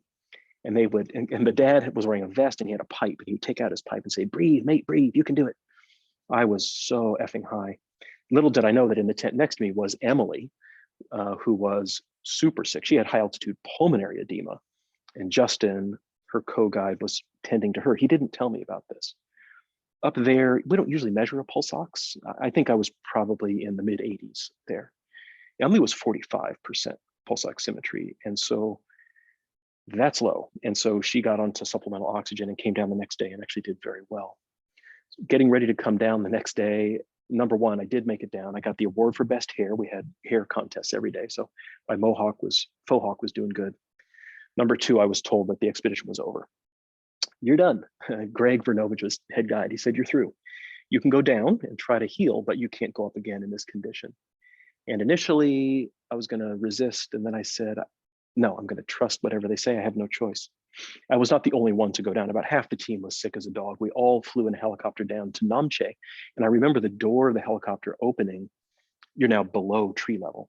And I could smell the smell of trees. I don't know how to describe it. The smell of life, which you don't get up there. All you smell is ice and rock up there. But getting down, opening the door, that humid air hit my lungs. And I thought, oh, I'm so good. And within 4 days, my cough was virtually resolved. My ribs started to heal. It all felt like it was going to be okay. And I did get the blessing to return. Those 4 days were a vacation within a vacation. I slept under an electric blanket. I drank beer. I ate donuts and pasta, and it was just the best. I had a hot shower. It was just an amazing time to just catch my breath before going up for the final rotation. This is us on the final rotation, the top photo at the base of the Lhotse face. Bottom left is Kim and Stephen, Kim's brother, Stephen Hess, my two friends from this trip. What you can see behind them is the Lhotse face itself, that smooth, angled face. And I show that because it gives you a sense for what it really looked like. As you can see, bottom right, that's camp 3. We got back to camp 3. Previously, it took me 11 and a half hours. This time it was 5 hours to get up. I was like I was breathing again. I'd been like a fish out of water before. Now I was back, since my lungs had somehow healed without antibiotics, because I did want to get C. diff. I was so anal about this. Anyway, the point is that once I got into my tent, I would text with Julie because I had a satellite beacon. I was texting with Julie, and a catastrophe where a body slid right past us. It was a Sherpa who had died fixing the lines above our camp, not one of our Sherpa guides from a different expedition. We don't know how this happened, but I'm virtually certain that he was just not clipped into protection and slipped. You cannot slip on the Lhotse face. Once you get going on the Lhotse face, that's it. It's a one-way trip to the Bergschrund, 3,000 feet down. So he was pummeled to death, but his body slid right past. I didn't see this, thank God, because I was texting with Julie. It also gave me a chance to text to Julie to say, when you hear about someone dying at this camp, it's not me. So that was good timing. For several of my teammates, the expedition was over. Some of them decided to go higher and then turn around. Others just went down. It was too traumatizing. And for some of us, somehow we were able to wall it off like an abscess, just this awful festering mess, but put it aside and just somehow it's tragedy and it's awful, but I'm going to pretend it didn't happen. I'm not going to focus on that. And I'm just not going to screw up. Don't unclip, just don't unclip from the fixed line and you'll be fine. And I would stick to that mantra. The next day we started going up. This is a good view looking back from the Lhotse face at our camp. So you can see how steep this bulletproof blue ice really is. And that's what it looks like as team members start moving up. We're trying to get to camp 4 to spend a few hours and then go to the summit. I think this is a video, yeah. So you can see that device, that's called an ascender. It clamps to the rope and you just push it up.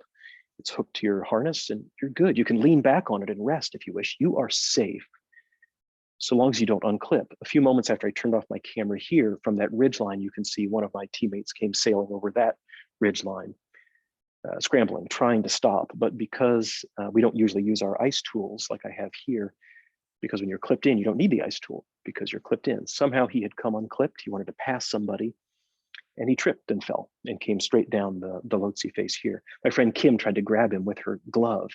We wear lobster gloves. We don't have a lot of dexterity, just for warmth. And she, his pack went through her, pack strap went through her glove. She did not look down to watch him go because she knew he was dead. No one's ever survived a fall down the Lhotse face. And I remember watching him go by and just thinking, it's the end. I was wrong. He came to a stop after about 50 meters and just jerked to a stop on a little hummock of snow and was saved. This was not a hummock of snow. It was actually a snow bridge over a crevasse that was trying to eat him for breakfast, but he stopped and was saved. And the team went out very carefully, forged a new route, clipped him in and brought him back. He went back to camp to rest for a while, and then our doctor cleared him and brought him back up. This is him about 3 hours later. He's a wonderful guy called Cristiano from Brazil, my friend. He sat down next to me. He's a young, healthy guy. Looking at the smile on his face, I took off started to do my own primary assessment. He had a huge hematoma over his eye that nobody had picked up on because it was hiding under that fleece hat. I couldn't feel a step off. I didn't think that he had fractured his skull, and he seemed to be mentating okay. My God, a few hours later, he was able to stand on the top of Mount Everest, which I thought was insane, but there it is. Fun, amazing guy.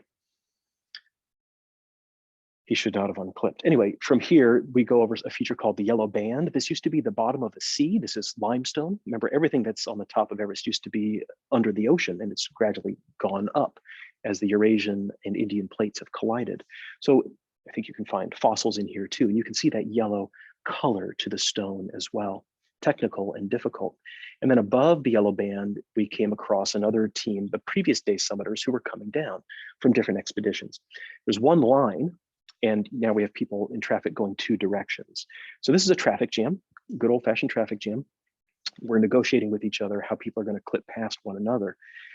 Because you're always clipped in twice, once with your ascender, once with a safety, no one's ever actually unclipped, but there's a negotiation where you clip past one another's gear. And it worked fine and it all went okay. The person in orange in the center, you can't see in this view, but as he passed, I caught with my camera. This is a paid Sherpa guide who's bringing oxygen cylinders down from the summit, spent cylinders. No cylinder is left. Every cylinder is a $10,000 fine. They're very strict about this. They try not to leave trash up high, although sometimes with some groups, apparently it happens. This guy's bringing down 7 cylinders. They are, as I said before, just incredibly strong climbers. It's really quite humbling.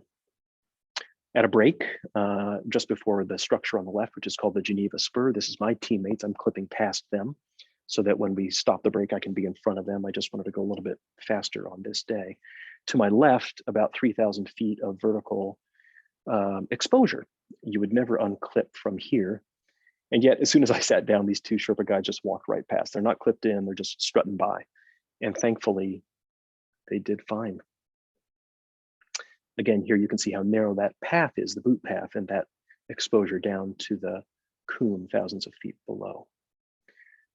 This is a screenshot of my head cam. It's hard to see in this view, but what's happened here is that a climber who's returning from the summit has slipped and fallen, torn a big hole in their down suit, the big puff of down coming out, and one of their cylinders launched out of their backpack, and I'm watching it fall down the face. The previous day, one of our Sherpa guides broke a foot when somebody else's cylinder came barreling down at 100 miles an hour and broke their foot. So I was pissed off about this. You can't see which finger I'm holding up, but you can guess I was not happy that had happened. This climber, of course, turned out to be okay. Anyway, at the top of the Geneva Spur, you just walk a little longer, you get to the South Col. This is our last camp, just a hair below 26,000 feet. You can see the route there in that light or white color going up the ice face, and then up to here, this point, if you can see that, that's called the balcony. And it's just a resting point about halfway up to the south summit where we swap oxygen cylinders, hydrate. If your bladder has anything in it, you can pee there. And then you go for the summit above that. Above the summit looks like this. We have the slabs, which are that very steep section. Then the south summit, a small Cornice Traverse, the Hillary Step, and then the true summit beyond. To do that, we rest briefly at high camp. That's me and Kim. Usually we just sleep in our suits, like the suit I have here. She's wearing her suit. I took mine off. I felt it was too stifling. It was okay. We have just a few hours to rest and hydrate, try to shovel some sort of nutrition into your body, and then go up. We left about 9 p.m. that night. There's Stephen and Kim. I was a little behind them because I wanted to try to evacuate my bowels. There was nothing in there. I shouldn't have done that. But I just didn't want to have to go on the route. It's not a thing. Anyway, we started walking together after I got my mask on. And, you know, there are no photos from the summit attempt until sunrise because we do it at night. It's very dark. There were team members from other expeditions who got in front of us. And this was a super stressful, exasperating process for me because they were slow or slower than me. You can ask my wife, I'm a fast walker, and I just wanted to get past them and they did not want to be passed. And that just made it frustrating. And a few hours later, tragic, as some of them did not actually come down. They just didn't have the juice in the caboose. On my backpack was a satellite transceiver receiving texts all night long. I could hear a little chirp. It's too cold and windy and you can't do anything with it, but I could hear these chirps. And I had no idea that there were people at home following me. I was on my tracker. This is Rupali's workstation. She's got antimicrobial stewardship work on the right. On the left is my track going up Everest. So she was watching this. If it was 3 a.m. for me, it was 3 p.m. here in Seattle. There were a lot of people who were following. I got their text later. It was just so inspiring and made me cry, thinking I had no idea anybody cared I was up there. I had no idea. It's just super fascinating. But she was watching. All night long, you're looking over your right shoulder. Just let the sun come up.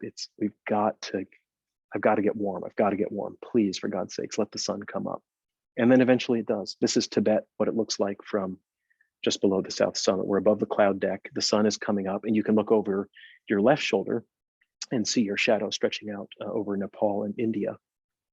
Looking back, we can see Lhotse. That's the mountain you see on the right, and then Makalu is on the left.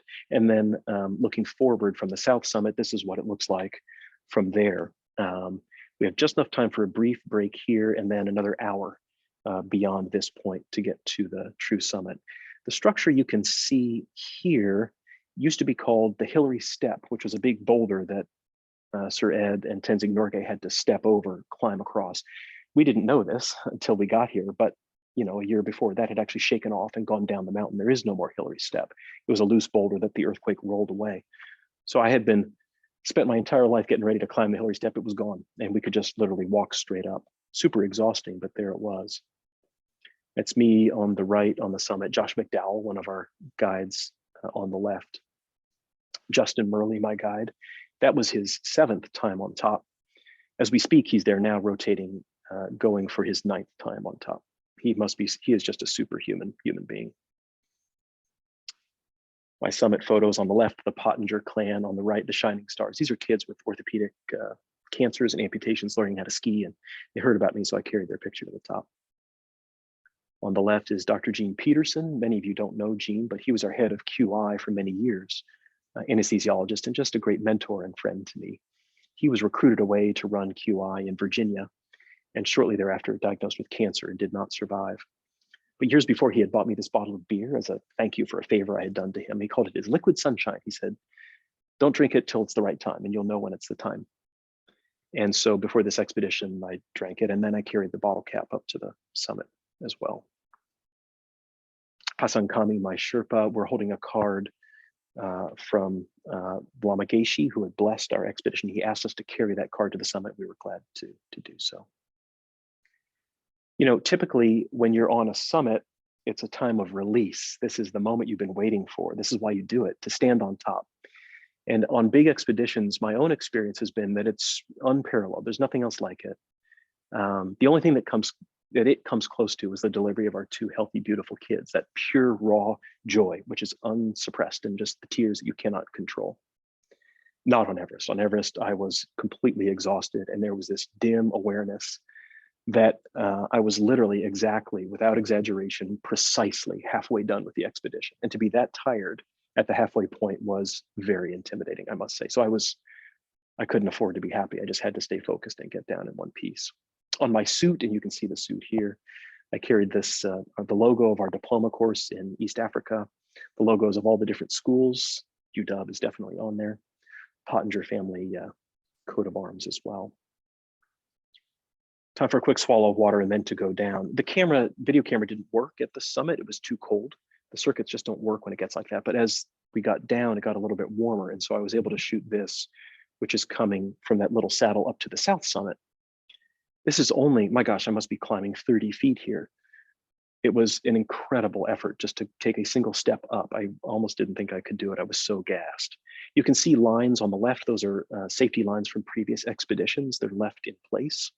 Eventually, I think they rot and fall to Tibet. There's Justin coming up behind me. The cloudy stuff on the side is Tibet. It's about 10,000 feet down that way, and it's about 7,000 feet down the other way to Nepal. So my rope is on the world's highest international border. You've got Tibet on one side and Nepal on the other. I thought that was pretty cool. You can see some people have taken a leak on the south summit too. From here we go down and down and down. And this is very disturbing because you can see somebody coming up. That's not supposed to happen. This is just after 10 o'clock in the morning.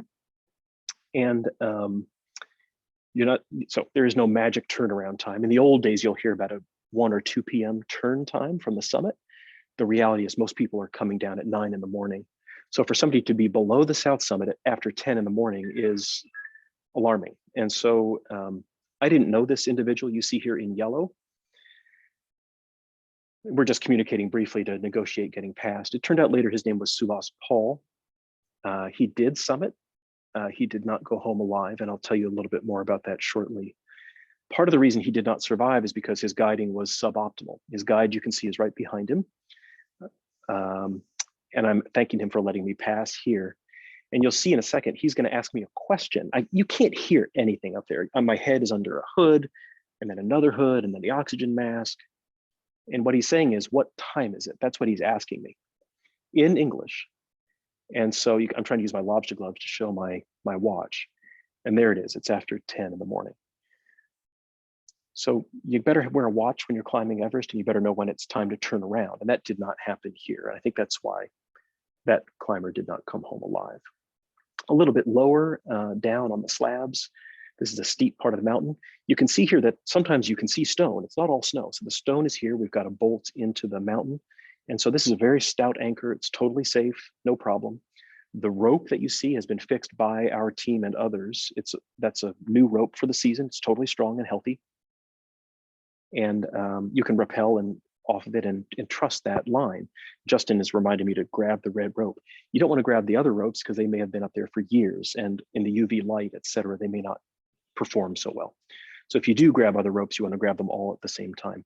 Anyway, I'm just stepping down here, getting ready for this other traffic jam as still more people, even later and even lower, are still on their way up. I did not know them, although I had passed them on the way up, and now we're passing them on the way down. They are also members of the same team from West Bengal. And one of the people who's about to pass us will not survive this trip. The other will barely survive just by the skin of her teeth. It's not a good place for a traffic jam, and it's certainly not a good place to be going up too late in the day. And I've thought many times about, there I was waving them up, come on up. What if I'd said no? What if I'd said, stop, go back? This is not the time. Number one, they didn't speak much in the way of English. Number two, it's just not the way we do it. No one wants to hear from a stranger and be mansplained how to handle it. These people did not come home alive. Their wives have no husbands, their children have no fathers. You know, would I sleep better if I had known I tried to turn them around? I don't know. I've tried to come to terms with it. At the moment, in that moment, my main thought was, I am burning up. I am so flippin' hot. The sun was coming down so hard. Here I am below the rappel looking back up, and my brain was just poaching inside my skull. I lost a glove. It went right down the Kangshung face because I just couldn't keep track of it. I was so hot, and I began to fantasize about ways to get cool. And the plan was clear. I would go another 300 feet to the balcony and then strip completely naked. I would take my head and ram it into the snow to make ice lavage of my sinuses. I was going to scoot anus first into the snow and make a rectal suppository of ice. This would cool my guts. And And when I got down there, that's exactly what I started to do. This is me and Justin, my friend Mike Hamill, shot this video. This is me on the balcony. You can see I'm not naked in the shot because I started to get dressed again. What happened was I took off all my clothes until I got to the last layer of underwear. And then I shivered, and because of course it's 27,500 feet. It's actually cold. It's one of those things where the sun cooks you, but the ambient temperature is cold. So when I shivered, I sort of woke up and realized that I was wearing my socks and underwear on the balcony, and it was, 9,000 feet down to bed, and maybe I should put on my boots. And so I started getting dressed again, and finally somehow came awake and was able to get down. Completely ignorant and unaware of what had been happening with this team, the West Bengal expedition. West Bengal, I think it's below sea level. There are no mountains, and yet the people, they're just, I think there's more than 100 mountaineering clubs in West Bengal. They love mountaineering. They're such cool people, and they really love to get out to the mountains and do all kinds of cool stuff. In this case, unfortunately, the people whose names I have listed here did not come home alive, and it's just an awful story, which I can tell you more about another time. This person from the Netherlands, on his, I think, 5th attempt to make it up the summit, did summit, but did not come down alive. I didn't realize when I was going up that he was dying in a tent just a few meters from mine, not asking for help, no way to communicate, no air traffic control or anything like that. He died, a young man of 35. This is a picture of me coming down the next day. I got back to Camp 4 exhausted, fell asleep, and then the next day we decided to go down. So that's me coming down to the Geneva Spur. And in the background, you can just make out these two figures, two people. This figure below is Subhas Paul, who I mentioned before that I had passed previously. He spent the night out, bivouacked on the ice, crying out for help. We could hear him from Camp 4.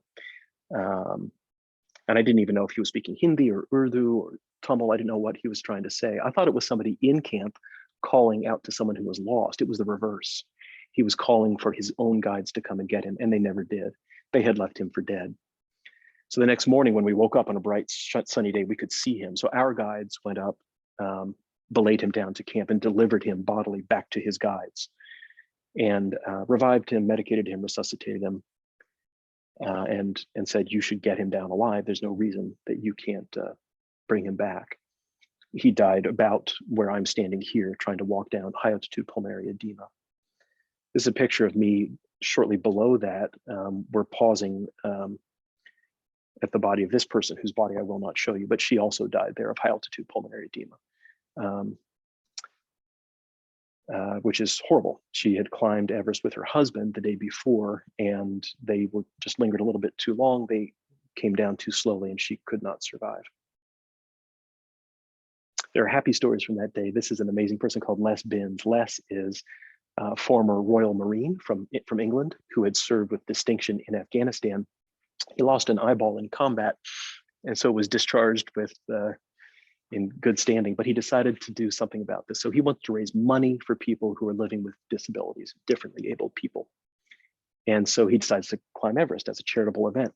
Well, yeah, he was a day behind me. So when I was going down, he was going up, and he could hear Sunita and one of the team members, and also Subhas Paul. He could hear them calling out for help. So he brought them back. He couldn't save Subhas because he fell into a crevasse and couldn't get out. And as I told you, didn't survive the night. But he did save this person called Sunita Hazra. As you can see, she was very disfigured with frostbite of her hands because she had spent the night out above 26,000 feet without supplemental oxygen, but he got her back alive. And she has a kid the same exact age as my kid, and she made a very, very strong recovery. So although I was ignorant that all of this was happening because there's just fog of war and no communication, etc. I've never met Les, but I think if I did, I'd buy him a beer or more because he's a super inspiring guy. All of this was going on behind us. We were headed down. This is a picture of me at Camp 2, and I'm toasting with some orange juice, Pasankami, my guide, because I could finally start to feel happy that I was going to make it and everything was going to be okay. Happiest man on the entire mountain is Funaru Sherpa, the Sirdar. He's the head guide Sherpa. All of his people are coming back. And in spite of those other tragedies that I mentioned, he knew that his people were going to be okay. The next day we went down to Everest Base Camp, and that's Pasankami. You can see on the left watching me. This is at what we call crampon point, where you actually take off your crampons and you're just going to walk back to your tent. And I felt like I would be fine if I could just rest for 2 or 3 months. I've never been so tired. I was completely wiped out. And yet that night they baked us a cake and we all got drunk on airport vodka and rum and stuff, gave our gifts and financial gifts and also brand new gear to our guides. That's Mingla and Pasankami, they're brothers, and they were the guides for me and Kim. And a huge, huge celebration that night. And then I got back half inebriated, or more than half, back into my tent. At this time, at Everest Base Camp, there was 3G wireless. There was Wi-Fi up there. And I opened up my laptop. First, you have to warm it up on your belly because the batteries are frozen. But I warmed up the laptop and turned it on and opened up my internet browser. And up came CNN. And this is a screenshot from that day. It's a fascinating screenshot for many reasons, but it was just a jarring way for me to see, number one, wow, people have died up above, which I hadn't realized, the horror on Everest. Number two, all kinds of other stuff. Remember, this is the spring of 16.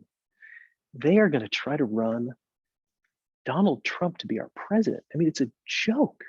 We will bury him by millions of votes, and we did. They were just the votes from people who come from California, so their votes don't count. But just, white police officers killing black citizens without any accountability. If you look at this screenshot, it's really quite a horrifying thing. And to think that people had died on that rotation, and then to realize that if we look at the absolute death count year by year on Everest, it was just an average year. Ultimately, to lose 6 people that year was just the norm, the norm.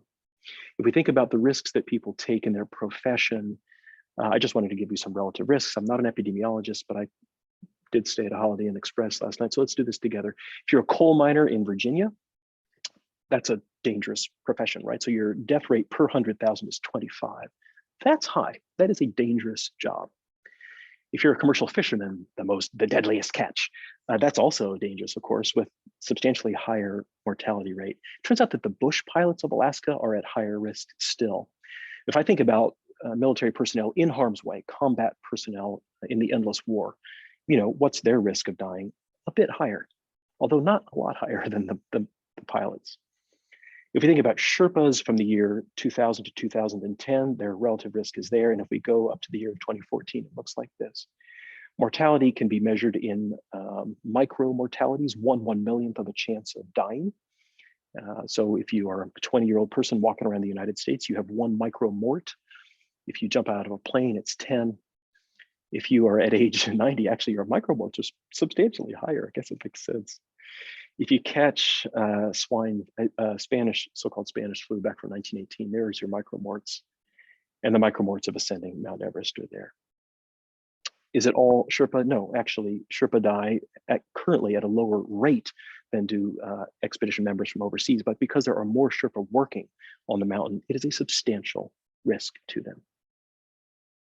On the way down, we came to the Chortens of Dokla. This is a memorial for people who have died on the mountain.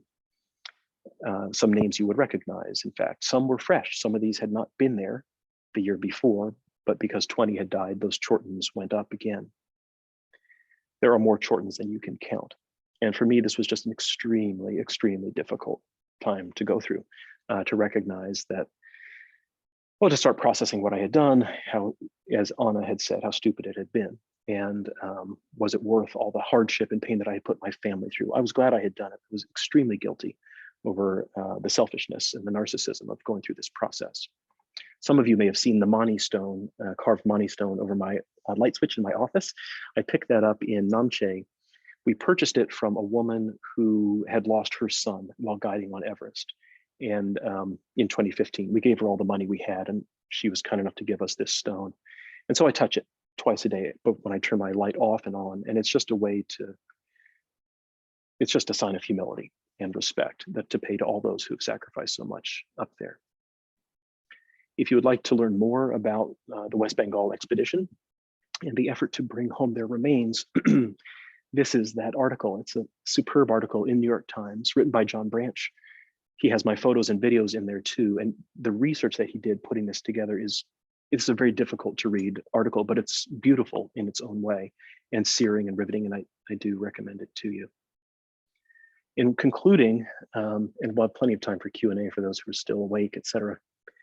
But in concluding, I would say I've just been so struck by the stories of astronauts who will leave the Earth, go to space, and look back at the planet and be transformed. Just that view of the Earth, how fragile and beautiful it is, and how our geopolitical borders are such ridiculous artificial constructs.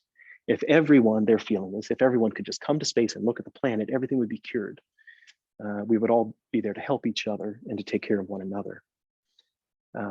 Unfortunately, they then parachute back to Earth and no one else has been transformed except for them. You know, my perspective, I'm so fortunate to be an ID physician. I really feel so incredibly lucky because in ID, you know, we go for everything. We have the microscopic perspective, we have the human perspective, we have epidemiology, from the teeniest, tiniest to the biggest. And I love that. So I like to think about different perspectives in my daily routine. I'll never go to space. It's too expensive and I'm too old. But I have gone to the top of the planet and I have been transformed by what I have seen. And I just want you to imagine the depths of my rage, disappointment, and depression coming back to a world that was not only unchanged, but was just clearly headed in the wrong direction. This is going right into 2016. And so, you know, people are routinely depressed when they come off big expeditions because you put everything you have into this thing, then you do it, and then what's next? There's a huge vacuum. So that happened to me. But this was so much worse because the socioeconomic context of what was happening on our planet was so completely outrageous and unacceptable. Just by stupid luck, I happened to climb it at that time. Willie Unsold is a Washingtonian, very well-regarded mountaineer and one of the first people, along with Barry Bishop, to climb Everest. Here he is with his daughter, Nanda. How well does your experience of the sacred in nature enable you to cope more effectively with the problems of mankind when you come back to the city? He's such an amazing person. Of course, he died on Tahoma at the Cadaver Gap. His daughter, Nanda, died on the mountain that she was named for, Nanda Devi.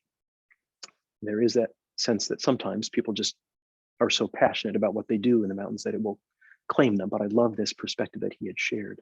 This is Tom Hornbein, who's an anesthesiologist here at UW Medical Center, one of the most celebrated and accomplished mountaineers in the world.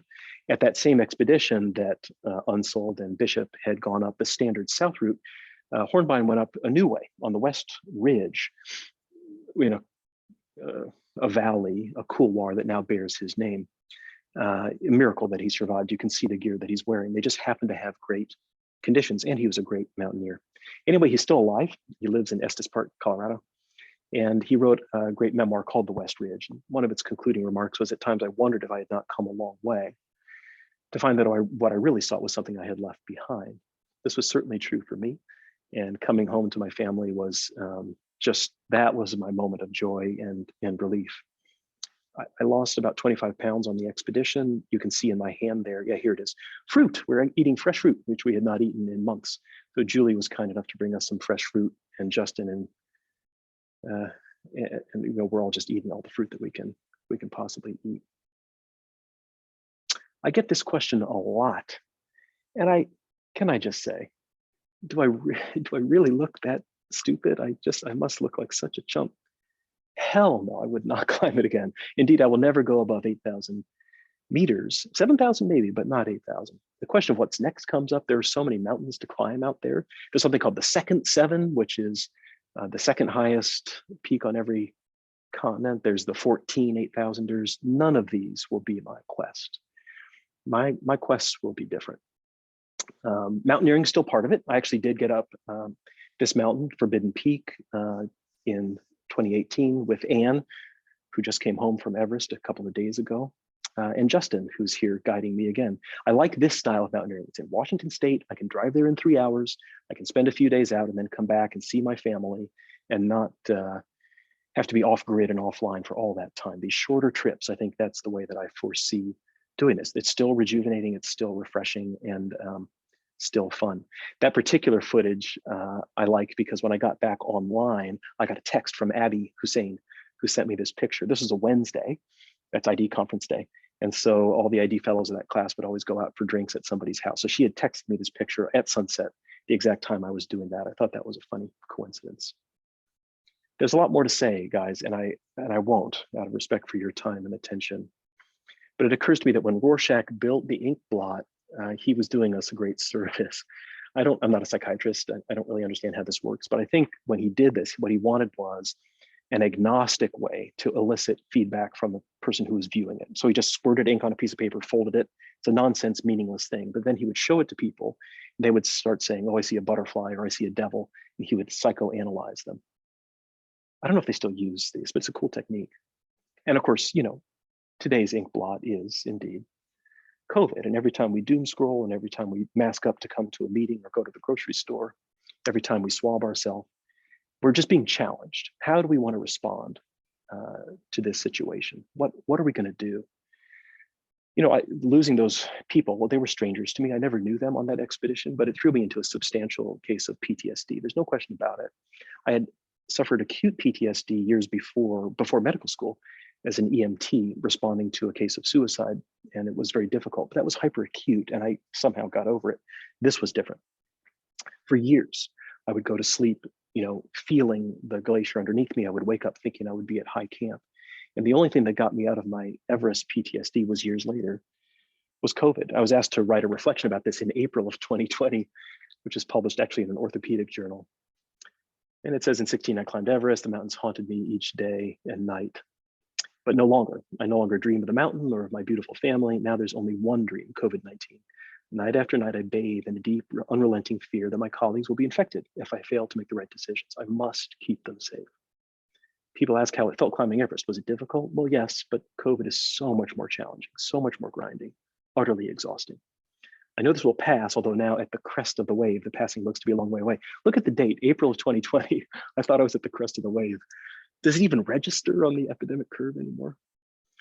Here we are. So this is my way of saying that what we go through as physicians and human beings in COVID is by far more challenging than climbing Everest. So if you get through COVID, you don't have to climb Everest. You've already done something much, much harder. I've tried to make a difference. If you are ready for a cathartic experience, it may be too soon for some, but this is a great book. I do recommend it. My brother is the star of this book. He's the hero. And so that's why I like it, but I think it really is well reported. And if you want to read more about COVID, this is the way to do it. Oh, and then this is my fun part. So all the good stuff that's happened in the last year, of all the interviews I've done, of all my media appearances, this is my favorite. Good Housekeeping, the journal that none of you is reading, but you need to check it out. Bridgerton author Julia Quinn's husband just gave her the most romantic anniversary gift he planned for years. For her 25th wedding anniversary. He didn't quite lasso the moon, but it's close. He gave her the snow he collected at the top of Mount Everest, the world's highest mountain, and he gave it to her in a silver Tiffany pendant. There's the pendant, inscribed with her name on it. And then the author says, 2016, that means he's been planning this gesture or holding onto the snow for over 4 years. Can you say, I burned for you? My favorite appearance in the media of all time. The point is, there's so many joyous things that have happened, even in the midst of the COVID hellstorm that we're in. And Julie has just brought so much joy to so many people. This has been one of the things that's got me through, is just seeing the person who I love loved by so many millions of people. It's been absolutely transformative and fabulous. So yeah, no, the next adventure for me has just been to connect with my family. As you can see, they grow up to be very fierce, beautiful, fun-loving, and amazing adult creatures. I'm inspired to work at this hospital, to be renewed and doing the work that's here. I get to work with Rupali, who is just such an amazing person and inspires me every single day. Working in the clinic, somehow I don't have photos of Charmaine and Brenda and Eric. It's so bad, but I do have this picture of Fred Buckner coming out of a room holding a pack of cigarettes. It's filled with body parasites, in other words, lint and fiber, and just, the joy that we have, the insanity that we have in our ID clinic. I get a lift out of that. I get a lift out of working with UW TAS, working with John and Chloe, Jeannie, and many others. And I'm hopeful we'll get back to an unmasked in-person experience soon. I just, I wanted to share this photo. This is Abby Hussein on her last day of first year of fellowship. She's done with ID Clinic with me. And look how happy she is. She looks too goddamn happy. And look how sad I am. Well, Abby Hussein, if you're listening from somewhere, who's laughing now? Because you are faculty in that clinic. #winning.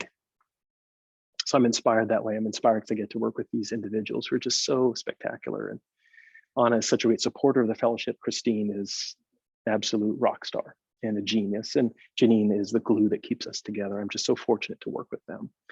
This time of year is really poignant for me because it's graduation time. This is last year's graduation. And it's just so exciting to see people fledge and do these incredible things with their careers, whether they stay or go. It's really amazing. And at the same time, we bring in a new class, and that's stressful and exciting and busy. This particular class, our current F1s, are so good. You know, the day before this photo was taken, we had a catastrophe in our family. Julie's family was killed. Her father and sister, and ultimately her sister's husband, were killed by a drunk driver. So I missed this opportunity of all the horrible things that came from that, and there are many. This is yet another, but I couldn't actually come to my own orientation with the current F1s. But we're going to resolve to get past that, to make some healing, and to set things right. I like this photograph of Abby on her last day of the first year with Ethan Valendet. In the background, you can see Maddie Heldman, presenting a case on SECA consults to Catherine Liu. And just the look on Maddie's face says it all. I cannot believe I've gotten into this program. Look at these people I'm working with, and hopefully it's a happy smile. I really want to get us back to in-person microbiology and make those connections with one another. You know, we have not let the pandemic get in the way as much as it could, but it's still in the way. And I mourn all those losses of the connections, the social linkages that all good doctors should have with each other. Oh, this was fun. I actually guided two of our fellows up the top of Tahoma. That's Christoph Carter, Christina Bima. That was a fun way. I'm too old to hang with you guys socially. I'm just not cool enough, but sometimes we can do fun stuff together. I really enjoy that. Vladimir Berthaud, I just visited at Nashville, Meharry Medical College. He's the person who's going to direct the new ID fellowship in Nashville at Meharry. We're going to link with that fellowship so that they can get a year of clinical training in Nashville and then come here for 2 years of epidemiology and clinical research training. That's going to grow our fellowship in an exciting, diverse new way. So I'm really buoyed and rejuvenated and renewed by this work. The last slide. Climbing Everest is full of paradoxes, but also some resolutions, and I don't have answers for these. Climbing is a narcissistic, useless, ridiculous thing to do. In my opinion, that could be said of whacking a little white ball across the green grass with a bunch of other white guys. Golf, like that's a ridiculous thing. Or bowling, where you hit those pins at the end of a wooden. People do a lot of ridiculous things, but I must admit, high altitude mountaineering is perhaps more ridiculous than most. Have I earned the right to do that because I spend a lot of time and effort taking care of other people? I don't know. I think so. You may feel differently. It may be that some people who have climbed high mountains are arrogant about it or brag about it. That is not a thing. If you ever find someone who's like that, just walk away. I mean, a true mountaineer would never brag. We are very humble. I could never have done this. It was not something I did alone. I did it with a ton of help, my family, my community here at UW, the Sherpa who got me up there. I'm very humble about this. Working with people in very austere settings, you know, you can really fall into a trap of preying upon them using people.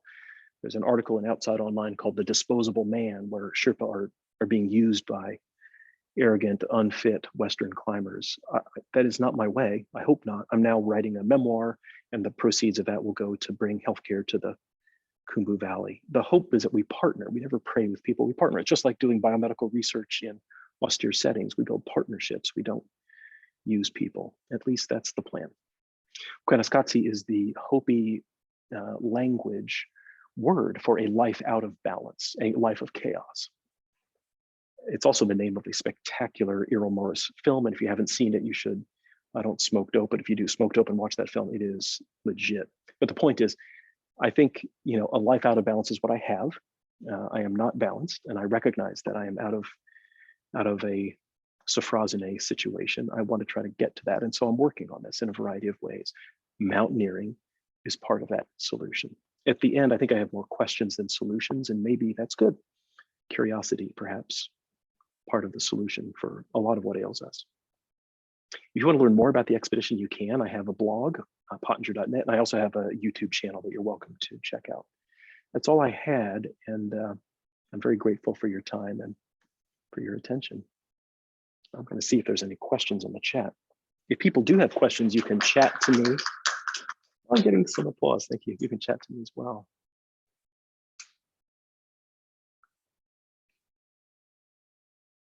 Okay, you want to start the video? Oh, you can leave here. Oh, Anne, I see your clapping hands. Thanks for that. Any questions from the group? Stacy, I see you. Yes, Justin wants to ask a question. I don't know if he's going to actually come on video or not. Justin, you can ask your question. That's fine. Hey, Paul. YouTube subscriber here, so enjoy the videos. Question: was there ever anything like when you were going up that you were like, I'm out of my element, and felt like you were in over your head? Was there ever a time when I was going up when I felt out of my element and was in over my head? Yeah, every day, every single day. I mean, I was trained, I had the skills. What I didn't have was the experience of going that high. So every single day I had that question, can I do it? This was not an expedition where I had been there before, where I had seen the terrain. You know, what's interesting, I had two expeditions, right? So going back in 2016 was a completely different experience because I knew the route, I knew that I could do this. I was so much more relaxed getting up to Camp 2 the second time because I'd been there. However, the terrain above Camp 2 was still mysterious and stressful and fulfilling and beautiful. And it's just hard to describe how pretty it is. But there was always that sense that I might be out of my depth, over my head. The only reason I felt like I could press ahead is because I had such great teammates, especially our guides, who were just world class, and friends too. Awesome. Thank you. Thanks, and thanks for hitting my subscription on the YouTube channel. I need to monetize that damn thing. I don't have a way to do that. Don't worry, I'll pay. You'll pay for it. Don't pay anything. If there are other questions, guys, so this is, you guys all have, I think, my regular work email. This is my personal email. You can send me questions to either of those. It's fine. Carolina. Oh, yeah. God, thank you so much. I forgot to include, Carolina's asking about performance enhancing drugs. What about medications? We don't call that, she didn't say that, but that's what she's thinking. So I actually don't, I took a whole pharmacy with me. I use all kinds of drugs. I was like a walk-in pharmacy. So I don't think of them as enhancing my performance, but enhancing my safety. So yeah, to ease acclimatization, acetazolamide, yes, the Diamox. If you do that, guys, use a lower dose. I would just take 125 at bedtime only. And I would do that only on the days that I was going substantially higher than the previous day. I think the doses you read about people doing where they get paresthesias and stuff, they're just on way too high of a dose. I was in a clinical trial in 15, actually. I was logging my experiences for a group from University College London. All those records were destroyed, et cetera. So that study fell apart because of the earthquake, but I think small doses make sense. Other stuff, yeah, I had everything.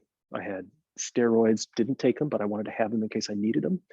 I had Levitra, tadalafil, right? Because that can help to relax the pulmonary hypertension if you start getting into trouble. I had injectable Dex, I had all the things. And because my Sherpa I was climbing with did not have advanced English skills, they were all drawn with different color of Sharpie on the bag that was in it. So we called it the oh shit kit. We had a way to do that. One of my teammates in 16 is a neurosurgeon who's a super cool guy. He brought armodafinil with him. As you guys may know, that's FDA approved for, what's the euphemism of being hungover, work-related sleep disorder. So he brought this with him along with Dex. We came across somebody who had sat down and was dying, was just too tired to walk. So they gave him a shot of Dex in one butt cheek and made him swallow the armodafinil, and he woke up and walked down, saved his life. So there are certain medications that can be huge. I had used dexamethasone to save somebody on Aconcagua who had cerebral edema, so I knew that this could have a Lazarus-like effect. Yeah, there's no shortcut. And then of course I had a whole bunch of antibiotics, which I gave to other people, did not take myself. Probably should have, but I didn't do that. Good question. Okay, guys. Well, if you have other questions, let me know. Oh, I have a question, Paul. Stacy, yeah, go ahead. Yeah, I should just bug you in your office. But so Khumbu Icefall, did you guys try and avoid that as much as possible when you were like acclimatizing? Did you go on other faces typically? Yeah, how do you avoid the Khumbu Icefall for acclimatization? Yeah, we don't go through the Khumbu unless we must. There are some expeditions that only go through it once. That's a new thing in the last few years. They climb all these other mountains and they only go through the Icefall one time to minimize that risk. I've been through the Icefall 11 times between the two expeditions. And so there's two things about the Icefall, there's several things. Number one, so it's a beautiful place. You really cannot replicate the skills that it takes to do that. But on the other hand, if that's the dangerous place, yeah, we do try to minimize that. So we would climb these other peaks. I showed you Lobuche. But again, that's only 20,000 feet high. It's not that much. So at the top of the Khumbu Icefall is about 20,000 feet. We would do this when we could, if there was a safer way to go. I didn't mention this before, guys, but I mentioned the concept that when you're at the summit, typically there's a relief, a joy that comes with that. I don't do narcotics, but if I did it, I bet it's not as strong a feeling. On Everest, I did not, because I wanted to protect my inner core somehow. Coming down through the icefall, those last steps, I think the last hour that I was coming out the icefall, that's when I had that release and just an overwhelming sensation. And I saw my family time and again, and how much time I had spent away from them. This is very, very disturbing to me. And then I would just see my patients, patient after patient. It was like a slideshow from the side, click, click, click. This one is dead, this one is dead, this one lost a leg, this one lost an arm, this one had the wrong dose of antibiotics. It was like I had stored up all this sadness and regret about mismanagement of patients or just sad situations. The face of an orphan whose mother died of overwhelming HSV infection. It's this stuff I hadn't thought about in years, all came out. And I think it's because there's that release and relief. It wasn't the danger of the icefall, it was the fact that I was done. And that was an interesting experience for me to go through. I've never had anything quite like that before. It was only the first day of my PTSD, which lasted for years, to answer that question. Yeah, Christine. I have two questions. One, I felt anxious listening to your experience. Christine feels anxious even listening to me talk about this. How do you feel about how are you happy with it? What's the bottom line? Thinking back, am I glad that I went? Yeah, I have two. How do I think about this? I'm very glad that I did it, but it's a little bit different from that. As I showed you, there were some very painful things that went with it, but I certainly don't regret it. There was no, it doesn't make sense. This should not resonate with you, but the way I see it is that there was no choice. I had to go. I have two lives. I have life 1.0 is before Everest, life 2.0 is after. That's a weird thing to say, because for most of us, it's when we get married, when we reproduce. Like that's the biggest event of my life by far is having kids. But this was so different and it was so challenging that way. It was 95% pure joy and accomplishment and pride. And 5% of it was this deep, seething awfulness. And that melange, that 95 to 5%, right? 20-to-1 ratio. It's just the sweet spot where you can't let it go. Like if it was all terrible, I could wall it off like an abscess or take a microdose of ketamine. Maybe I should. Like there would be ways to get rid of it, but I don't want to get rid of it. It's the best thing I've ever done. It just had that painful edge. And I sense, I don't know, but I sense that that's true for people who are, veterans of combat, who have the combat-related PTSD. This wasn't that. The mountain wasn't trying to kill me. I have friends who've been through stuff like that. It's not like that, but it had that mixture of the joy and the sorrow that made it really tough to let go. That's all I can say. So yeah, I'm glad I did it for sure. I think for me, it was the right way to go. Guys, you do not need to find renewal and rejuvenation by climbing Mount Everest. Please play golf or bowl or do this other stuff or go socialize and drink alcohol and all those other things that are more human and more normal. Do not follow my example. I'm not sharing this because it's the way to go. I'm sharing it because of my dysfunction, my type A anal personality, where I heard that it could be done. I wanted to see if I could do it for myself, and I did. But to Christine's point, I think I paid a price for that too.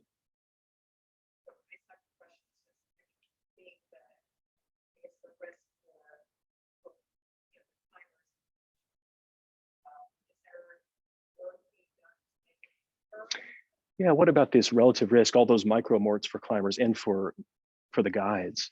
What can be done to make this safer? It's just super painful. The deaths up there, once in a while, they are not preventable. I happened to be there for one of those episodes. That earthquake, it hadn't happened in recorded history. They don't think it'll ever happen again. It could have happened here, that kind of thing. Probably more dangerous in Seattle. But the other routine deaths, those people I showed you who died, every one of those deaths was preventable. Every one of them. They had not passed any kind of muster. They hadn't shown their skills. The guides that they had were unregulated and unaccountable, and in fact are now in hiding and no one can find them. So it's all about regulation and accountability. This will always be a dangerous thing. People will still die in pursuit. This year, for example, It's so painful. Oh my God, Christine. But just a couple of days ago, one of the guides for this amazing company, IMG, died in the Icefall, sat down and died. Presumably it was a PE or an MI or stroke. There will be no autopsy. We don't know. So it is still a stressful physiological thing, but most of that loss of life it's usually not Sherpa because they're very fit. They smoke like chimneys and they need to stop. And that's a whole separate thing. That's when people die, it's because they smoke, right? But usually it's climbers who are just not well guided and their guides are not accountable and they're not ready for it. I mean, that could have been me. I showed you the micromorts, right? It's roughly a 1% chance of dying when I was up there, but I figured I was going to be in the 99% because I had managed all the hazards that I could. If the government would only regulate this, it would be so much safer. And they've tried for years. The Himalayan Mountaineering Association, many NGOs, et cetera, have lobbied for better regulation. Nepal's a very poor country, beautiful people, amazing place, very ineffective government. Does that sound familiar to anybody? Oh my God, hello USA. But anyway, their government is very corrupt as well. And so I don't think it's going to change. I really don't, although I hope I'm wrong. I just don't see anybody having the political will to do that. But it could be solved. I see my friends, the Matsons. It's good to see you both. Welcome. Paul, what's so wonderful about all this is that you were wonderful before your trip and you have come back with seemingly renewed enthusiasm and energy. You have not lost anything off your fastball as far as your clinical and investigational skills. So in many ways, we're grateful to you for having gone and even more grateful to you for having come back and to get back in the saddle and helping so many of us in so many different ways. So thank you. Well, for thanks guys so much. It's great to be connected to you. And this has been a hell of a year. The Everest experience was the biggest thing, my virtual Everest and real Everest. Then along comes COVID, then along comes tragedies within the family, many of which I haven't talked about, not just the loss of life, but other issues as well. It's been a funny time because of these awful things, but also joyful things, being married to Julie, whose career has made so many millions of people happy. She's affected more lives than I ever could in 1,000 lifetimes, right? And so I appreciate being connected to you and thanks for your nice comments. Okay, guys, I'm gonna let you go. It's after 8 p.m. Seattle time. I think it's time.